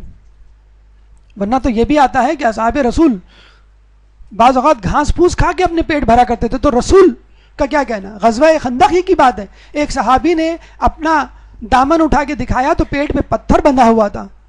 کیوں؟ بھوک کی وجہ سے درد ہو رہا تھا، اس لیے پتھر باندھا. رسول اللہ نے جب اپنی قمیض اٹھائی تو اس کے اوپر 2 پتھر بندھے ہوئے تھے. فرشتے نے کہا کہ رسول اگر آپ کہیں تو مکے کی زمین کو سونا بنا دیں اللہ کی طرف سے. تو رسول نے یہ نہیں کہا کہ مجھے کچھ گولڈ کے بسکٹس دے دو، کچھ زیور و جواہرات دے دو، سونے کا جو ہے تھوڑا سا ایک تھیلا دے دو، اس کو میں رکھ لوں، کبھی مجھ پر میرے اصحاب پر مشکل وقت پڑے تو وہ استعمال کر لوں. کچھ تو کہتے، کسی کم پہ تو راضی ہو جاتے. نہیں، رسول اللہ نے کیا کہا، میں چاہتا ہوں کہ میرا رب ایک دن مجھے کھانا کھلائے اور ایک دن مجھے بھوکا رکھے، یعنی ایک دن میں صبر کروں، ایک دن میں شکر کروں. تو یہ حالت ہونی چاہیے مومن کی، تمام انسانوں کی. اور اسی حدیث کے فلسفے کو آج کل کے ملحد اور ڈاکٹر حضرات alternate day fasting, alternate day intermittent fasting کے نام سے یاد کرتے ہیں کہ انسان کبھی کھائے اور کبھی نہ کھائے، کبھی عام کھانوں سے استفادہ حاصل کرے، کبھی روزہ رکھے، تو اس کی صحت بہترین صحت ہوگی. اور روزہ نہ صرف آپ کو صبر و استقامت دیتا ہے گناہوں کے مقابلے میں، بلکہ شیطان کا منہ کالا کرتا ہے. شیطان کو ہراتا نہیں ہے، بڑے جسے کہتے ہیں کہ بڑی بری طرح ہراتا ہے، اور اس طرح ہراتا ہے کہ شیطان کسی کو منہ دکھانے کے قابل نہیں رہتا. جس طرح آج کل قید و پابندی میں ہے کہ کسی کو منہ دکھانے کے قابل نہیں، اور یہ تو مہینہ ہی صبر کا ہے. یہ صبر کا مہینہ اور صبر کا ثواب جنت ہے. وَاسْتَعِينُوا بِالصَّبْرِ وَالصَّلَاةِ میں صبر کیا ہے؟ روزہ ہے. صبر کی کیا جزا ہے؟ امام فرماتے ہیں کہ ایک رات بیماری کو قبول کرنا اور شکر کرنا 60 سال کی عبادت کے برابر ہے. آپ لیلۃ القدر کے بارے میں پڑھتے ہیں کہ 1000 سال کے برابر ہے. تو 1000 سال تقریباً 80-83 سال کی عمر بنتی ہے. یہ 60 سال کی عمر. کسی نے پوچھا قبول کرنے سے کیا مراد ہے؟ تو بتلایا امام نے کہ قبول کرنے کا مطلب یہ ہے کہ کسی کو نہ بتائیں. ہمارے یہاں اگر کوئی بیمار پڑ جائے, ہلکا سا بخار چڑھ جائے, یہ لاؤ وہ لاؤ, یہ پکاؤ وہ پکاؤ, پورا گھر جو ہاسپٹل بن جاتا ہے, بیگم نرس بن جاتی ہیں اور بچے وارڈ بوائے بن جاتے ہیں. بیڈ نمبر 1 پہ ہوتے ہیں کبھی آپ, پھر بیڈ نمبر 2 یعنی صوفے پہ منتقل ہو جاتے ہیں, پھر بیڈ نمبر 3 یعنی کبھی ڈرائنگ روم میں چلے جاتے ہیں. ہر جگہ جا کے آپ سوچ رہے ہوتے ہیں اور وہیں سے آواز لگا رہے ہوتے ہیں, یہ لاؤ وہ لاؤ, یہ کرو وہ کرو. محلے والوں کو پتہ چل جاتا ہے کہ بھئی یہ پیناڈول کا پتا ہے, ہمارے پاس رکھا تھا, شاید اس سے آپ کو کچھ آفاق ہو. بیماری کو نہ بتانا یہ ہے اصل صبر. یہ نہیں کہ آپ ڈھنڈورا پیٹیں اور اس کے بعد, کیونکہ صبر پہ اگر کوئی شریک ہو گیا تو اس کا مطلب یہ ہوا کہ آپ کے ثواب میں بھی وہ شریک ہو گیا, یعنی پھر آپ کو کیا ثواب ملے گا. 7واں روحانی فائدہ درس سے حلال رزق. ایک درود پڑھ دیں محمد والے محمد کی.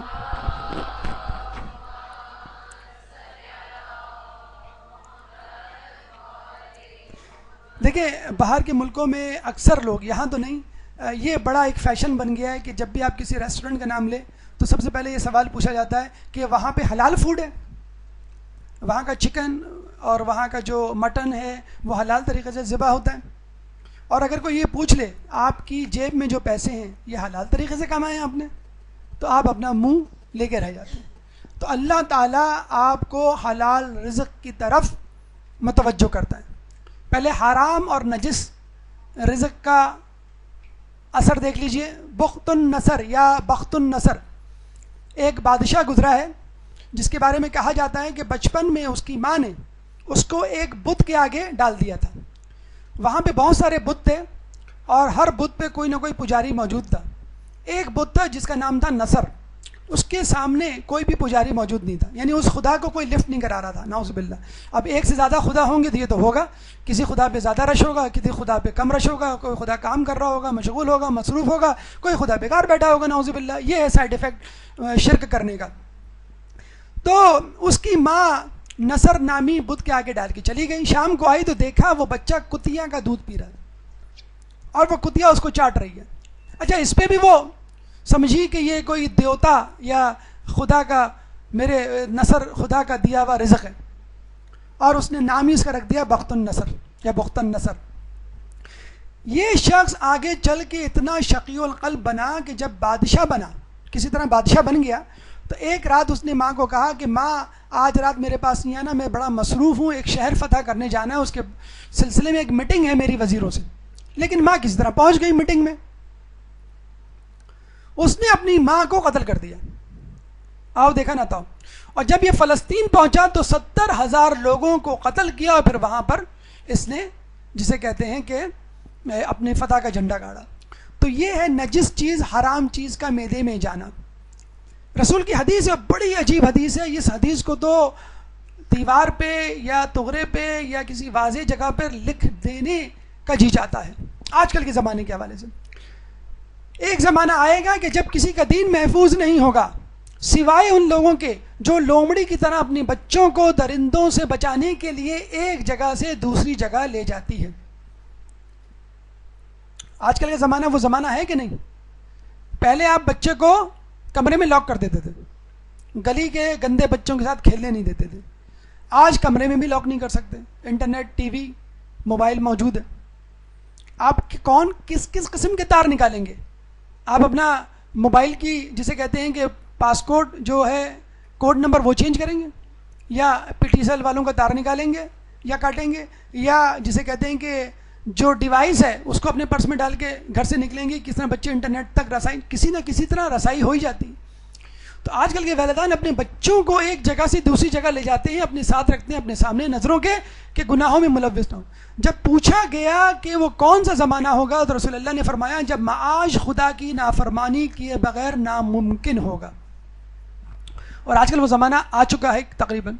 ہمارے ایک دوست مولانا صاحب مسجد میں نئے پیش امام ہوئے تو کچھ دنوں کے بعد کچھ لوگ ان کے پاس آئے اور کہنے لگے مولانا صاحب سب دعائیں کروا دیں، ایک دعا مت کروایا کریں۔ انہوں نے کہا کون سی دعا؟ کہ نہیں جو آپ کہتے ہیں نا کہ رزق حلال عطا فرما، کہ اللہ ہمیں رزق حلال۔ کیوں؟ کہہ لیں گے کہ آج کل کون سا شخص ہے جو رزق حلال کما رہا ہو؟ مجھے بتائیے، ہمیں بتائیے، سب رزق حرام کما رہے ہیں۔ ارے اگر ہر شخص رزق حرام کما رہا ہے اور آپ بھی اس میں ملوث ہیں تو آپ سے زیادہ کس کو ضرورت ہوگی دعا کی؟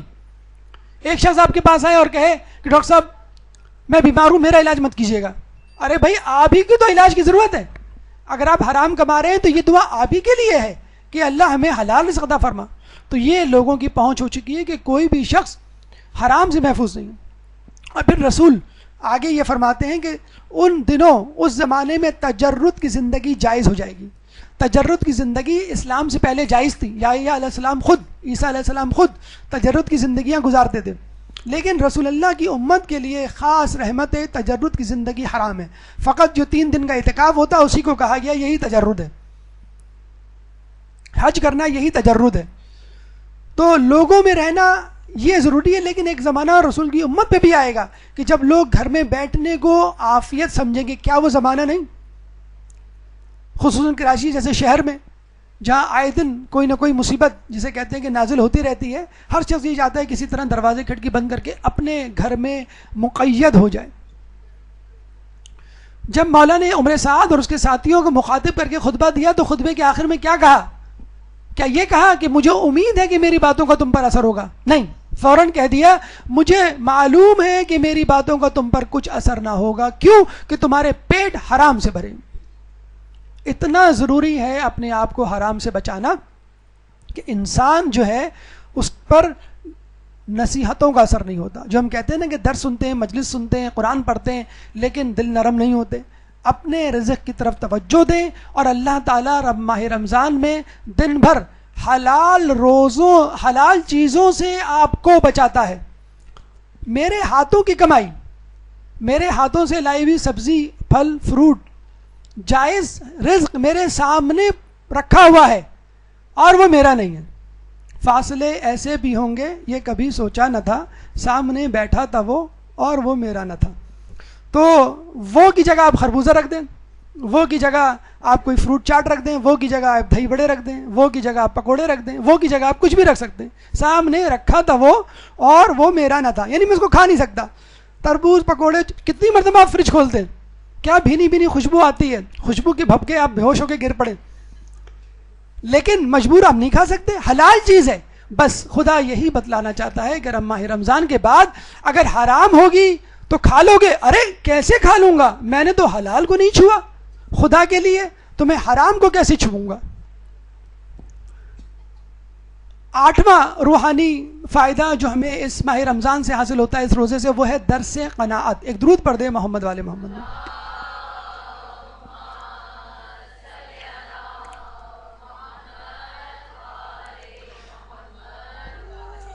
تھوڑا سا اضافی وقت آپ کا معذرت کے ساتھ لیں گے، شاید غالباً ٹائم ہو چکا ہے، لیکن اگر یہ موضوع مکمل نہیں ہوا تو شاید اگلی رمضان تک انتظار کرنا پڑ جائے۔ درس قناعت دیتا ہے، وہ الگ بات ہے کہ ہم نہیں لیتے۔ درس قناعت کیا؟ 2 وقت کا کھانا جو مل جائے۔ بھوک غذا کے لیے چٹنی ہے، امام کی حدیث ہے کہ جب بھوک لگتی ہے تو سب کچھ کھا لیتا ہے۔ کیا کھائیں گے؟ ارے بھائی میں نے دوپہر سے کچھ نہیں کھایا، زہر بھی لے آؤ تو کھا لوں گا۔ اور بیگم بھاگی بھاگی جاتی ہیں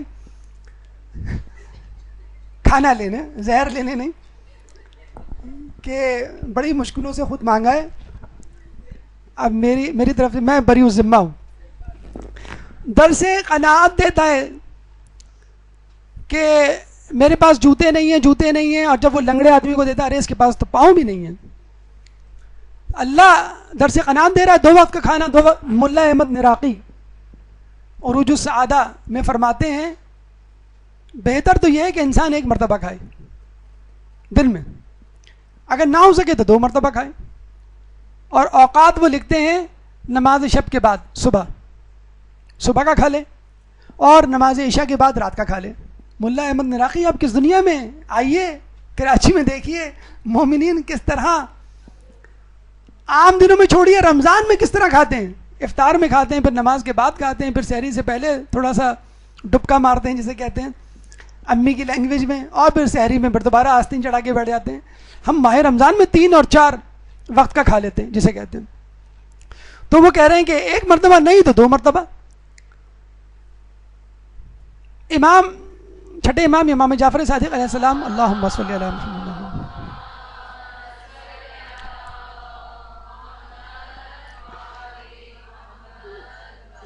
کے دور میں قحط پڑا.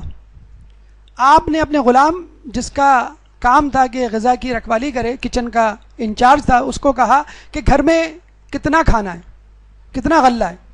تو اس نے کہا کہ گھر میں اتنا کھانا ہے کہ جو 3-4 مہینے کے لیے کافی ہوگا. امام نے کہا قحط کا زمانہ ہے اور تم نے 3-4 مہینے کا کھانا جمع رکھا ہے، جاؤ فوراً اس کو بازار میں جا کے فروخت کر دو. اور اس کو فوراً جا کے فروخت کر دیا گیا. تو قناعت سکھایا جا رہا ہے.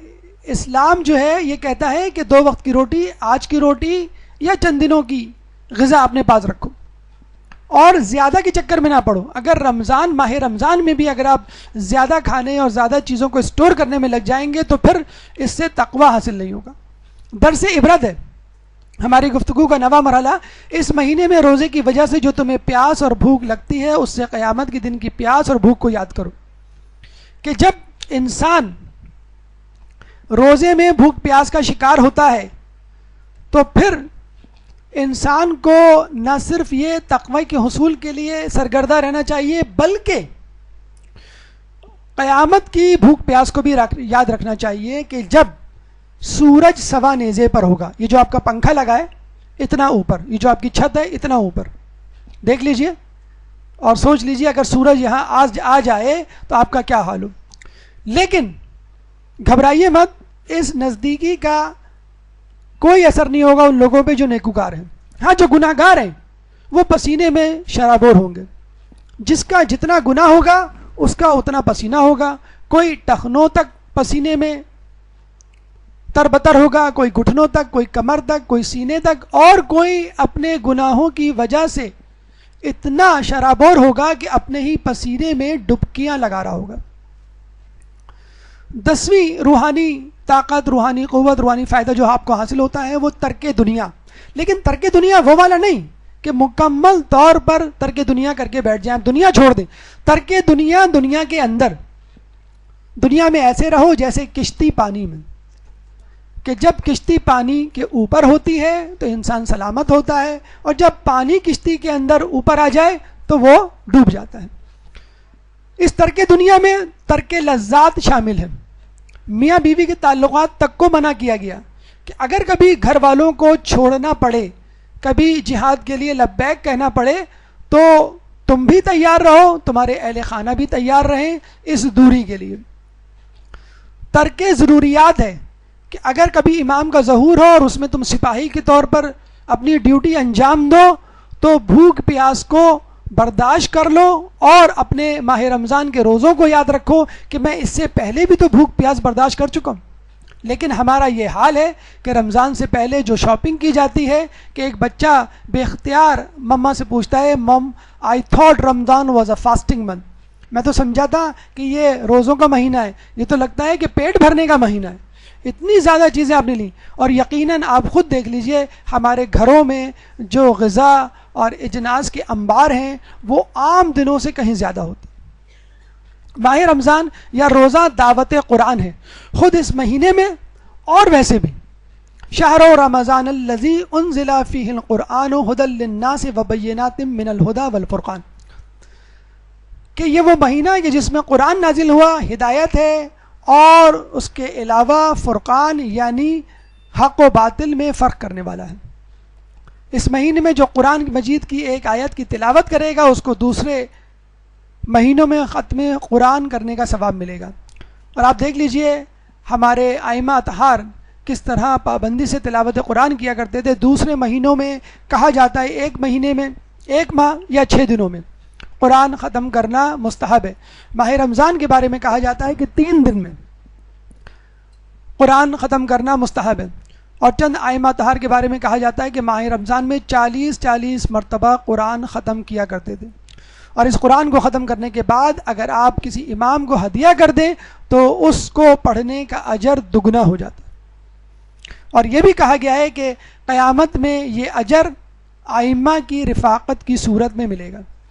قرآن کیا ہے؟ ایک غیر ملکی، ایک غیر مسلم سے پوچھیے، نپولین بوناپارٹ کہتے ہیں کہ ایک دفعہ یہ مصر کی لائبریری جامع الازہر یونیورسٹی میں گیا اور وہاں اس نے پوچھا کہ تمہارے یہاں سب سے بہترین کتاب کون سی ہے؟ لوگوں نے قرآن بتلایا۔ اس نے کہا مجھے پڑھ کے سناؤ۔ اور جب وہ اس آیت پہ پہنچے اِنَّ هَذَا الْقُرْآنَ يَهْدِي لِلَّتِي هِيَ أَقْوَمُ وَيُبَشِّرُ الْمُؤْمِنِينَ کہ یہ وہ قرآن ہے کہ جو ہدایت ہے، سیدھا راستہ ہے اور بشارت ہے مومنین کے لیے۔ اس نے کہا بس اب رک جاؤ۔ کہتے ہیں کہ وہ اس آیت پر رات بھر غور کرتا رہا اور صبح اٹھا اور اپنے دوستوں کو یہ کہا کہ اگر مسلمانوں نے قرآن کو تھام لیا تو یہ پوری دنیا پہ حکومت کریں گے، چنانچہ ان لوگوں کو کسی طرح قرآن سے دور رکھو۔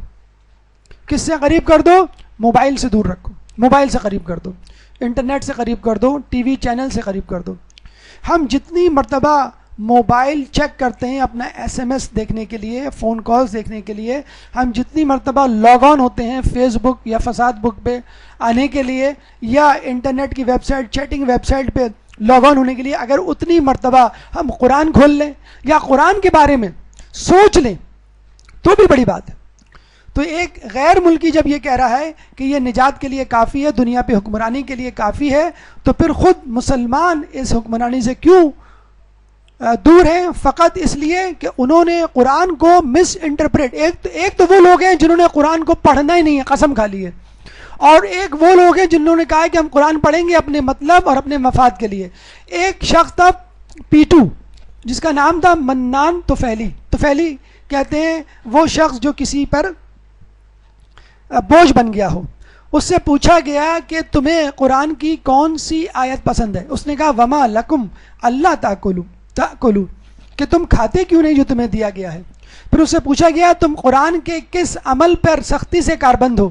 کہا گیا وکلو وشربو، کھاؤ پیو۔ حالانکہ اس کے بعد کیا کا جملہ ہے کلو وشربو ولا تسرفو، وہ جملہ نہیں کہا اس نے کہ کھاؤ پیو۔ پھر اس سے پوچھا گیا تم کون سی دعا ہر وقت کرتے رہتے ہو؟ اس نے کہا ربنا انزل علینا مائدۃ من السماء، اے رب ہمارے لیے آسمان سے کھانا نازل فرما۔ پوچھنے والے نے غصے سے کہا کیا تم کو کوئی حدیث بھی یاد ہے؟ کہنے لگا ہاں، رسول نے فرمایا اگر کوئی بھیڑ بکری کے پائی کی میری دعوت کرے تو میں قبول کروں گا اور حاضر ہوں گا۔ تو ہم نے جتنی بھی احادیث اور قرآن کی آیت یاد رکھی ہیں وہ صرف اور صرف اپنے فائدے کے لیے۔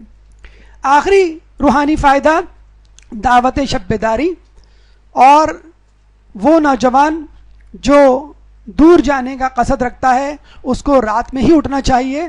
جوانی میں عدم کے واسطے سامان کر غافل، مسافر شب کو اٹھتے ہیں جو جانا دور ہوتا ہے۔ اے اللہ تو قرآن میں کہتا ہے وَهُوَ الَّذِي جَعَلَ لَكُمُ اللَّيْلَ لِبَاسًا وَالنَّوْمَ سُبَاتًا، یہ وہی ہے کہ جس نے رات کو آرام کے لیے بنایا اور دن کو مشقت کے لیے۔ اب تو کہہ رہا ہے کہ لیلۃ القدر میں جاگ، تو یاد رکھیے کہ شب و روز اللہ کے ہیں نہ کہ ذاتی ہیں۔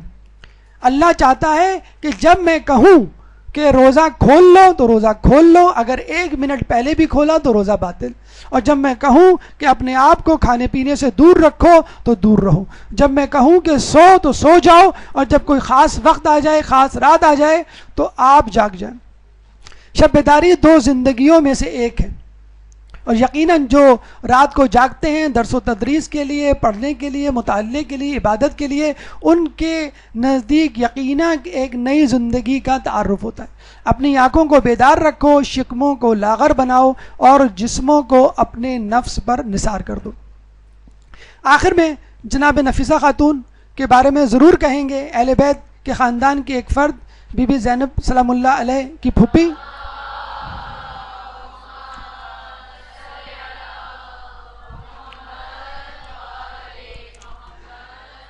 آپ نے یہ جملہ تو سنا ہوگا جب کسی نے امام کی کنیز سے پوچھا کہ تو نے امام کو کیسا پایا، تعریف کر، تو اس نے کہا کہ تعریف مختصر کروں کہ تفصیل سے؟ اس نے کہا مختصر کر۔ اس نے کہا میں نے اب چوتھے امام کے لیے ہے کہ میں نے اپنے امام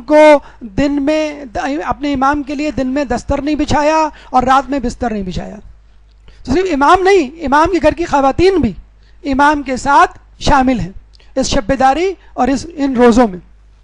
جناب نفیسہ خاتون پھپھی کا رشتہ رکھتی ہیں جناب زینب سلام اللہ علیہ سے۔ وہ کہتی ہیں میں اپنی پھوپھی کی خدمت میں 40 سال تک حاضر رہی، میں نے کبھی اپنی پھوپھی کو رات کو سوتے ہوئے نہیں دیکھا اور دن میں کھاتے ہوئے نہیں دیکھا۔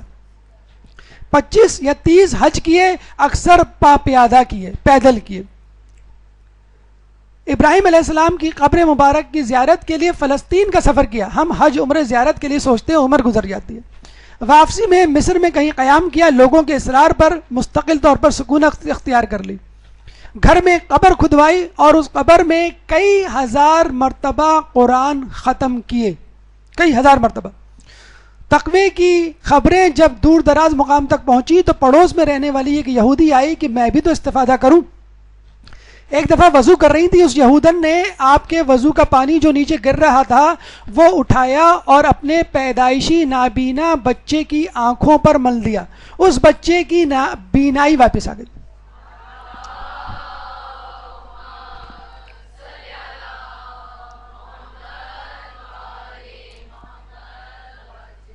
تو دیکھیے اس زمانے میں نہ میڈیا تھا، نہ نفیسہ خاتون کہیں درس و تدریس سے وابستہ تھی، لیکن اس کے باوجود فقط اپنے تقوی کی بنیاد پر خاتون ہونے کے باوجود کتنا ذریعہ بنی دعوت و تبلیغ کا۔ ان کے اس معجزے اور آپ کے تقوی کی وجہ سے کئی خاندان یہودیوں کے مشرف با اسلام ہو گئے۔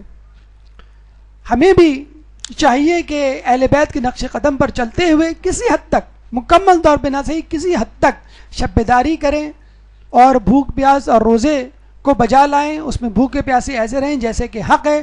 یہ نہ ہو کہ مولا کی یہ نصیحت، یہ حدیث ہم پر چشمہ کر دی جائے کہ کئی روزے دار ایسے ہیں جن کو بھوک و پیاس کے سوا کچھ حاصل نہیں ہوتا، اور کئی عبادت گزار ایسے ہیں جن کو زحمت و تھکن کے علاوہ کچھ نہیں ملتا۔ اللہ تعالیٰ سے دعا ہے کہ ہمیں ماہ رمضان کی سعادتوں، برکتوں، رحمتوں کو سمیٹنے کی توفیق عطا فرمائے۔